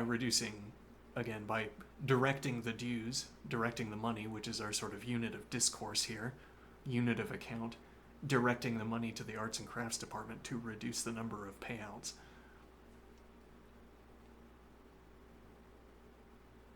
As opposed to sitting on the money and waiting to use it as a payout, or as opposed to investing the money in arbitrary industries with good returns, e.g. prior to making payouts or in the interim between making payouts.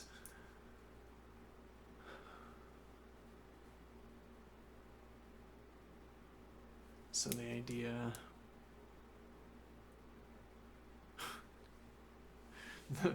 the health insurance industry with a vested interest in the handrail companies, in the public design, the exterior decorator companies.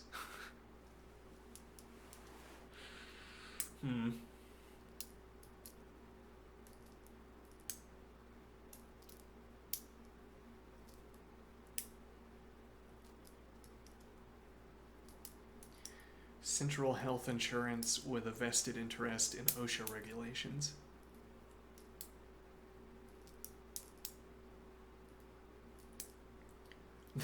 The Central Insurance Agency. Yeah. The Central Insurance Agency with a vested interest in illegal dumping of chemicals.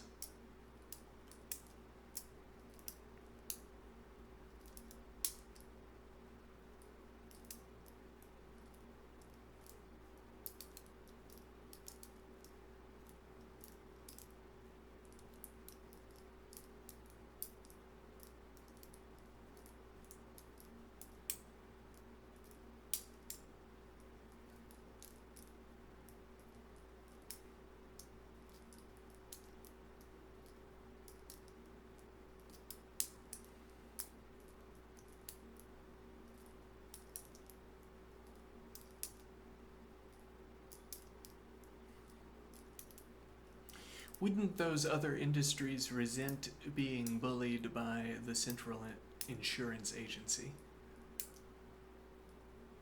Would they, though? They're all bullied equally.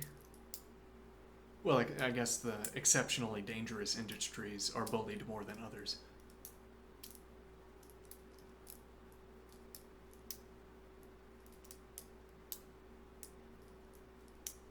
On the other hand, who is there to be angry? We made your workplace safer. Curse you. Well, we did also thereby make it less profitable. Did we, though? Handrails don't make any business less profitable. Really, what we're describing is not making companies less profitable by installing safety procedures per se. What we're describing is the acquisition of, well, technology, the acquisition of design implementations, technology, material advancements that increase safety. Okay, we pay for their installation.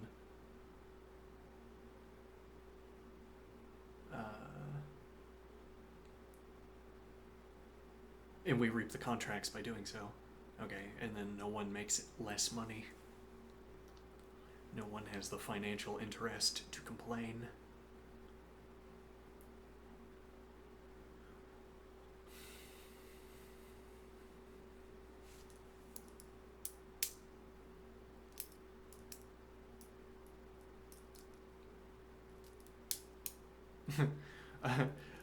a perverse interest that exists for health insurance. If an industrial accident is going to occur, you would prefer instant death with no chance for recovery.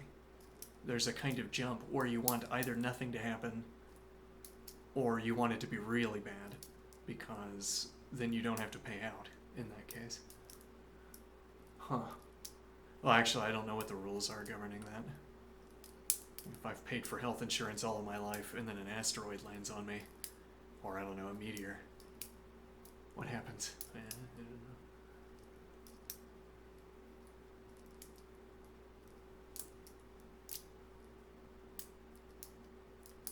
Which, one takeaway here would be that if you had an optimization algorithm and it was deciding which coverage to hand out, or which safety measures to implement,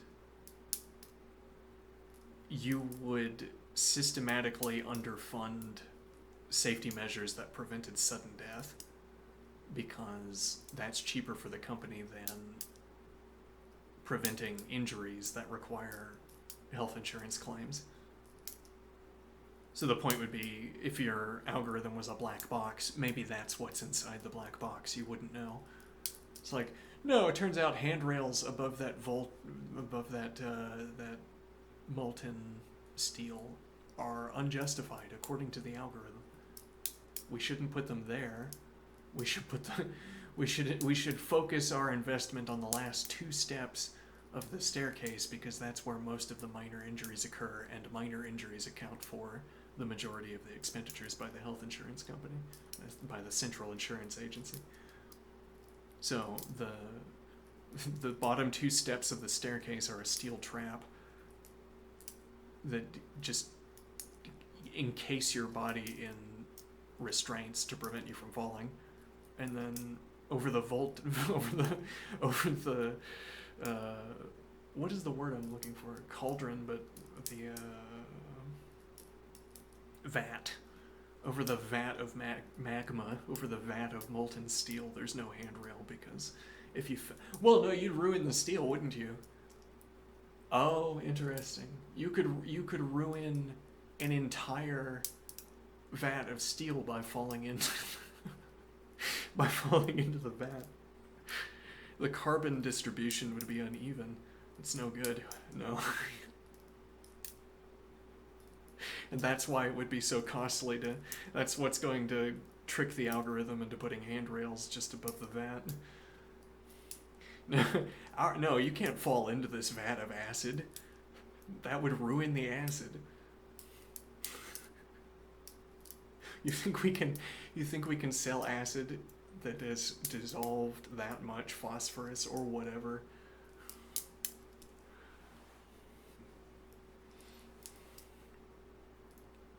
That much calcium? No, it doesn't work.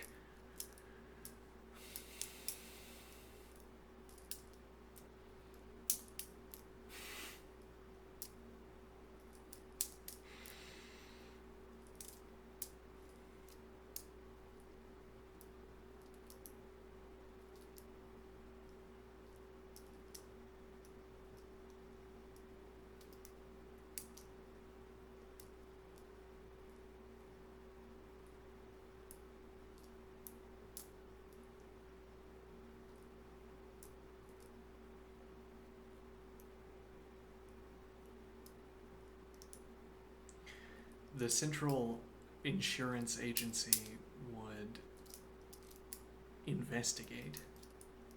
They would gather investigators for investigation operations against industries.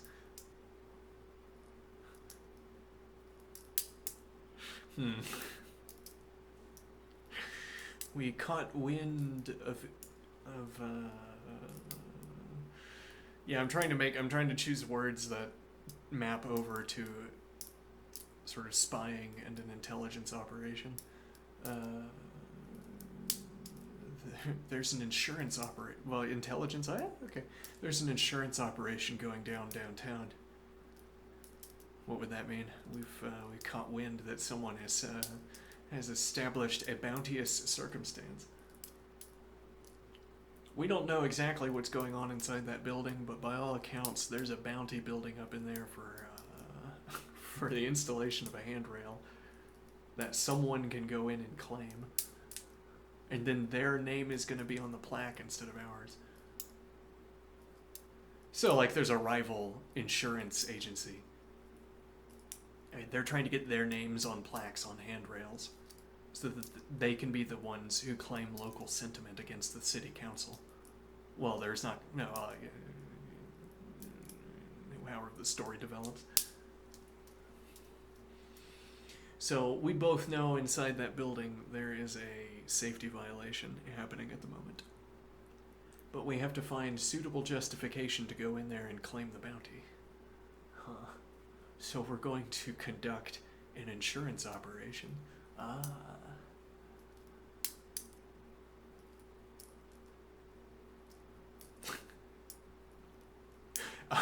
Our pool of arts and crafts students.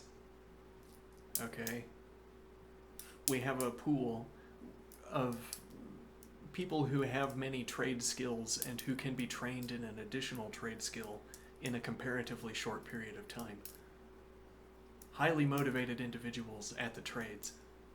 Okay, and they are hired by the Central Insurance Agency to be hired on insurance operations, to undergo insurance operations where they get hired. Okay, so there's a lot of economic activity happening in that building. At some point, someone's gonna break a leg, break a finger, and they're gonna have to take a break and they're gonna need a replacement. Okay, and we need someone from the Central Insurance Agency to get hired in their position so that we can conduct our insurance operation. And this is how the Central Insurance Agency would spy on other industries to ensure a lack of safety violations. You have highly skilled, highly motivated arts and crafts department people who learn more trade skills. And now there's an interesting side effect that if these people want to get out of the insurance game, they can just go to work in the trades because they know a bunch of trades. So we train these people and then society is richer for it because society doesn't have to pay as much for arts and crafts department for the trades.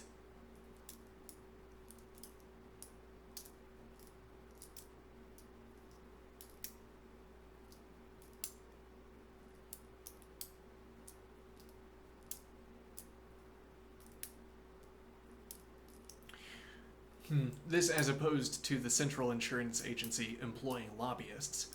Though maybe they could become lawyers. Maybe lobbying is like training for lawyering, and then people can pay less for lawyers.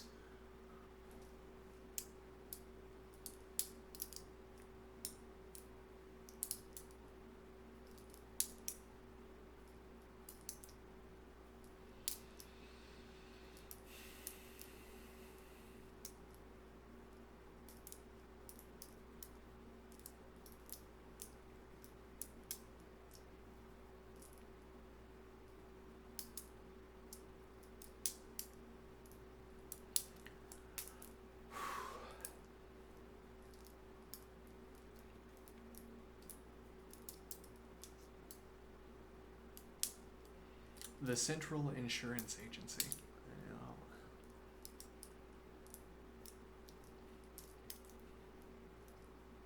Fascinating.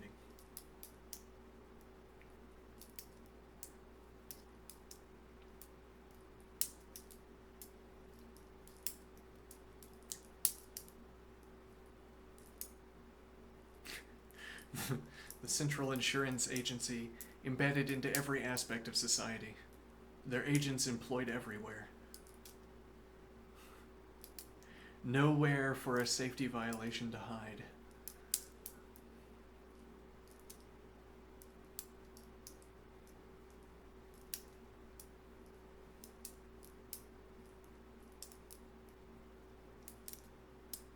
So that we would be extending the Central Insurance Agency group to include doctors, I suppose. So then we could have people performing their rounds at the hospital, keeping watch on other doctors. Are you violating health code?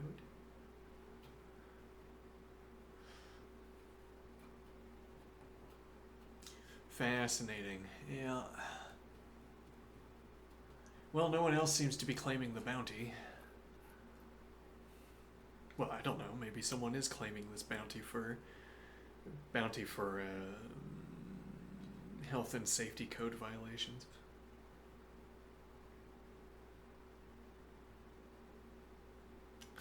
Do I suppose otherwise due to the absence of beautiful handrails?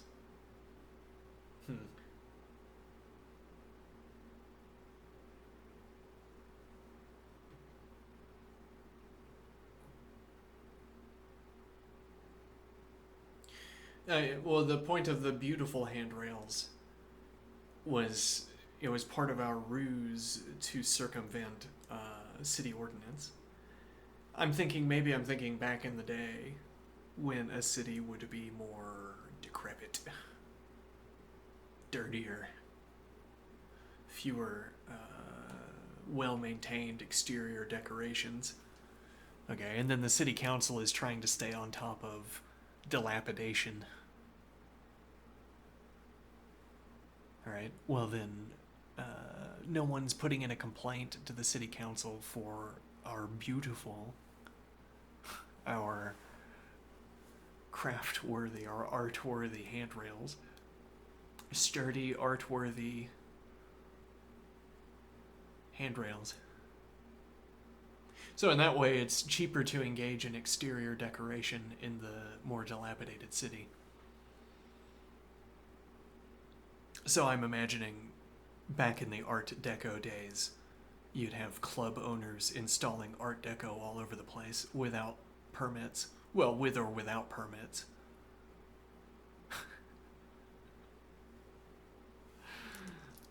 The guerrilla installation of Art Deco works. The the illicit redesigning of interior spaces into the Art Deco style because it was just dilapidated before. So this is a replacement for, I don't know, rat droppings and a broken window. Now it's furnished Art Deco. Okay, we didn't have a say in the art style, but we're not going to complain. Whereas if someone broke the window, you could complain to the city council. Or you'd take it to be the city council's job or the police job or whatever to deal with somebody going around making the dilapidated situation worse.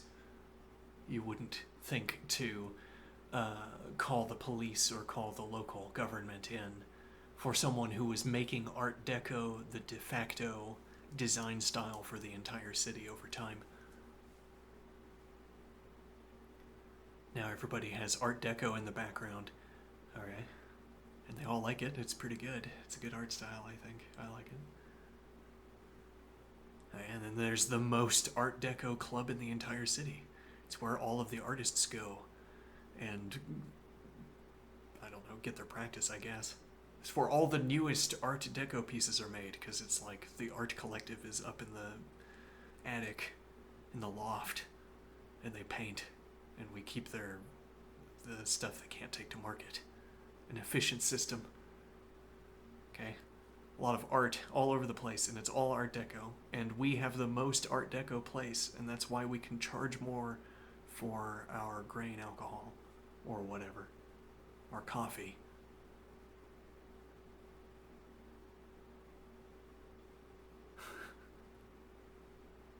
And this I am fancifully asserting, is how Art Deco became the art style of New York City in the years whatever to whatever.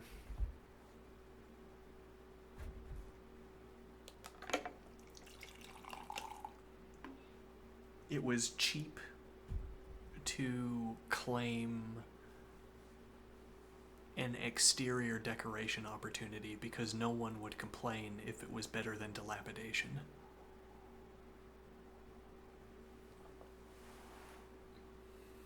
Because.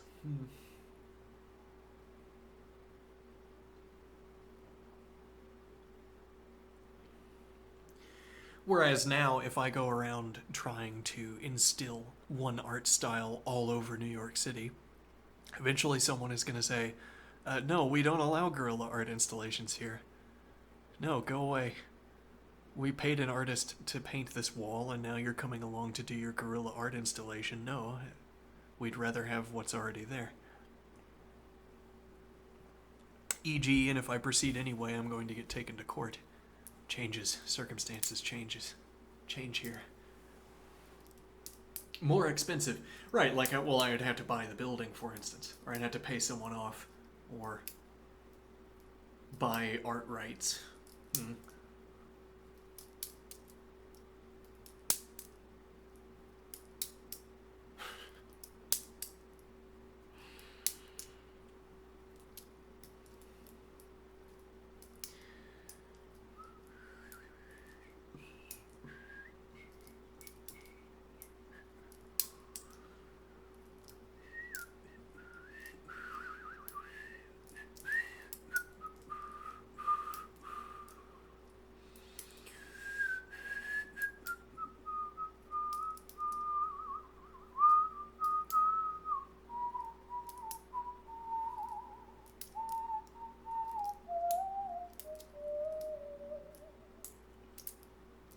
Well, now, so I install my wrought iron and brass handrails made by an art collective. Alright. I am insidiously imposing an art style onto the city as I do this. Insidiously. Well, in a sub-rosic fashion. I am choosing the art style of the city by choosing the art style of one bounty at a time. Why does the city look the way it does? Because I was the one who identified these bounties and got to claim the payments to make the installations.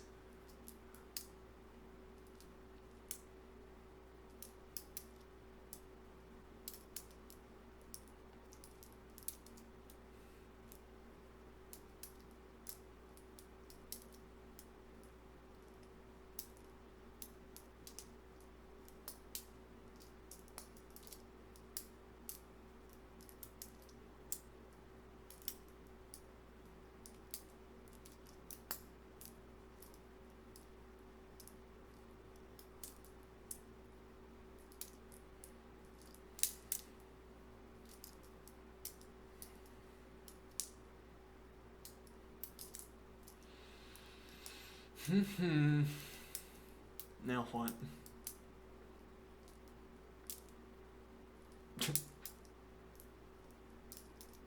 The Central Insurance Agency anime.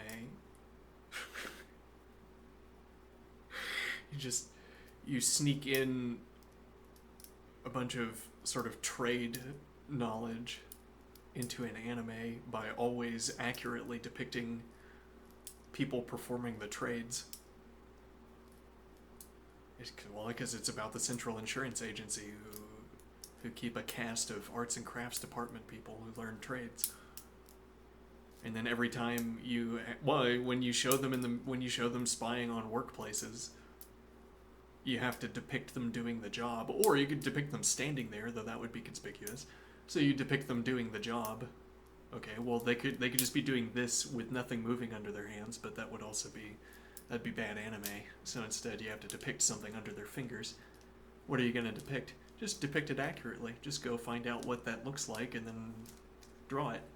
As opposed to drawing, I don't know, random, as it were, hand movements and corresponding activities of... Yeah, though one wonders, how do you depict plumbing, for instance, the activity of plumbing, if not by factually depicting what happens when people do plumbing? Like you say random hand motions. What are the random hand motions I'm going to be making relative to the piping? And what is the pipe going to be doing? If you see what I'm saying. Like I say, depict plumbing.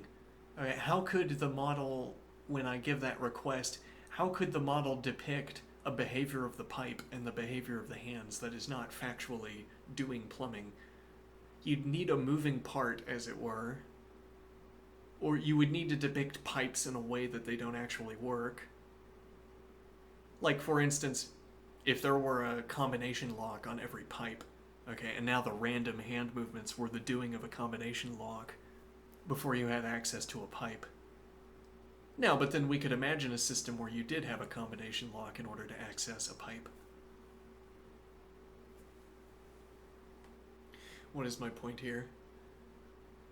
What if unscrewing a pipe required undoing multiple valves? So we depict a pipe as having multiple valves on it. Okay, and now the random hand motions are turning valve A, turning valve B, not labeled according to any theoretical schema, but just labeled as I go along.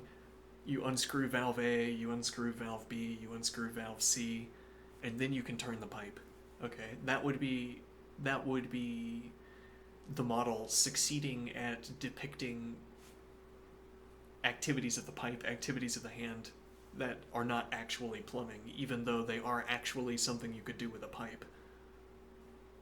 Or you could say they're not both pipes. One is pipe of type actual, and one is pipe of type actual with widgets, but there are no instances of actual with widgets.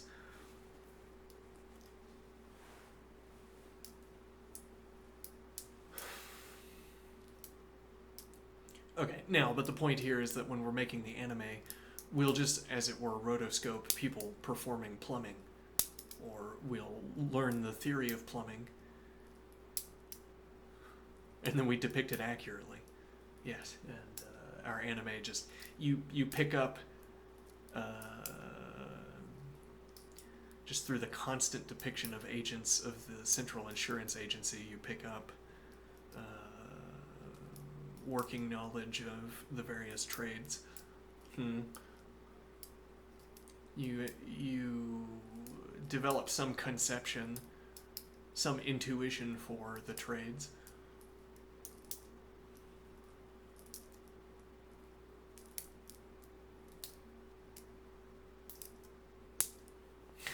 I suppose the Central Insurance Agency would be quite a powerful organization in this fictional world, because they would have on payroll people who do anything. I mean, in order to embed their agents into the various industrial circumstances, they have to have agents who can get hired for any job. Okay. Which they accomplish by teaching people to do jobs and then get hired at them.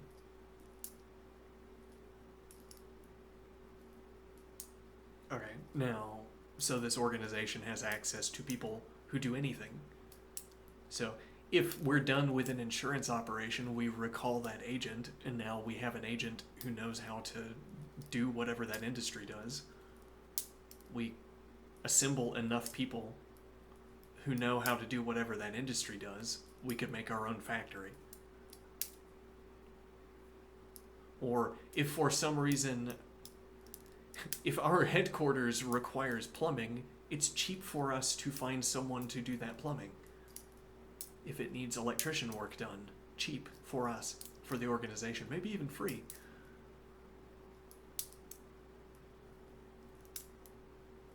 Or with no additional expense, all of our plumbing is fixed because we're already keeping the plumber on payroll. It's just someone who's in between insurance operations. Now, but to extend that more broadly, if we need to make something, we have mechanics. If we need software, we have programmers. Happy side effect of organizing our organization in this way. Yeah. Interesting.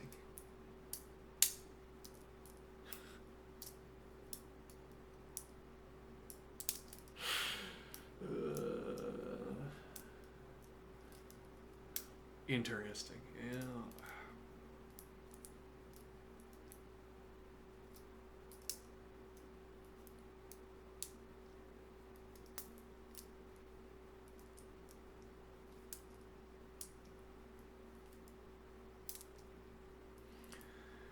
The Central Insurance Agency. I used to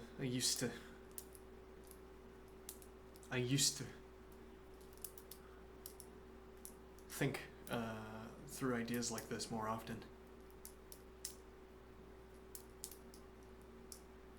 Just fun ideas, you know? Fun to think through the ideas.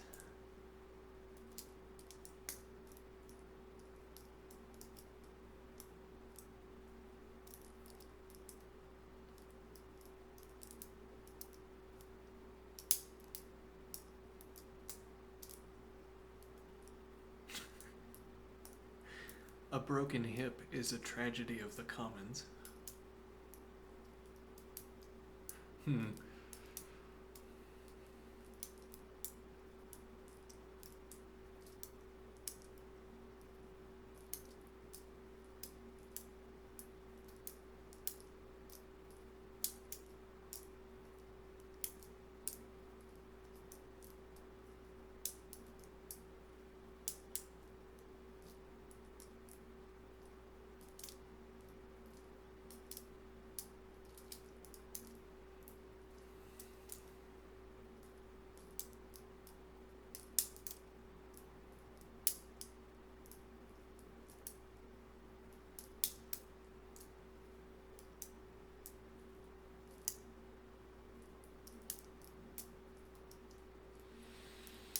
Then what?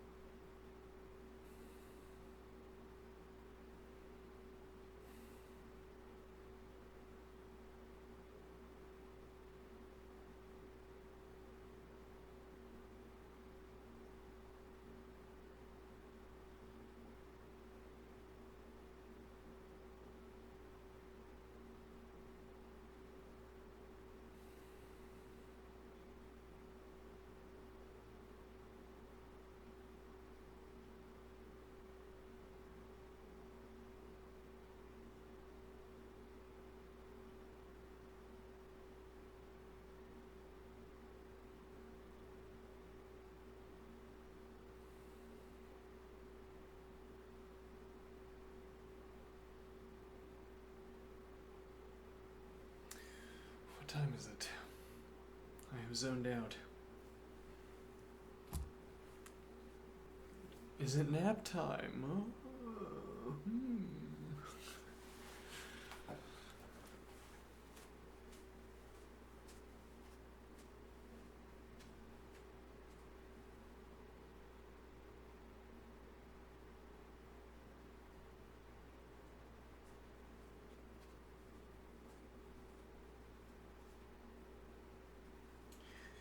I believe it is nap time.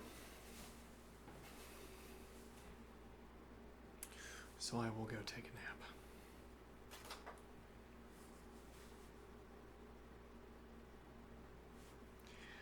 See you soon.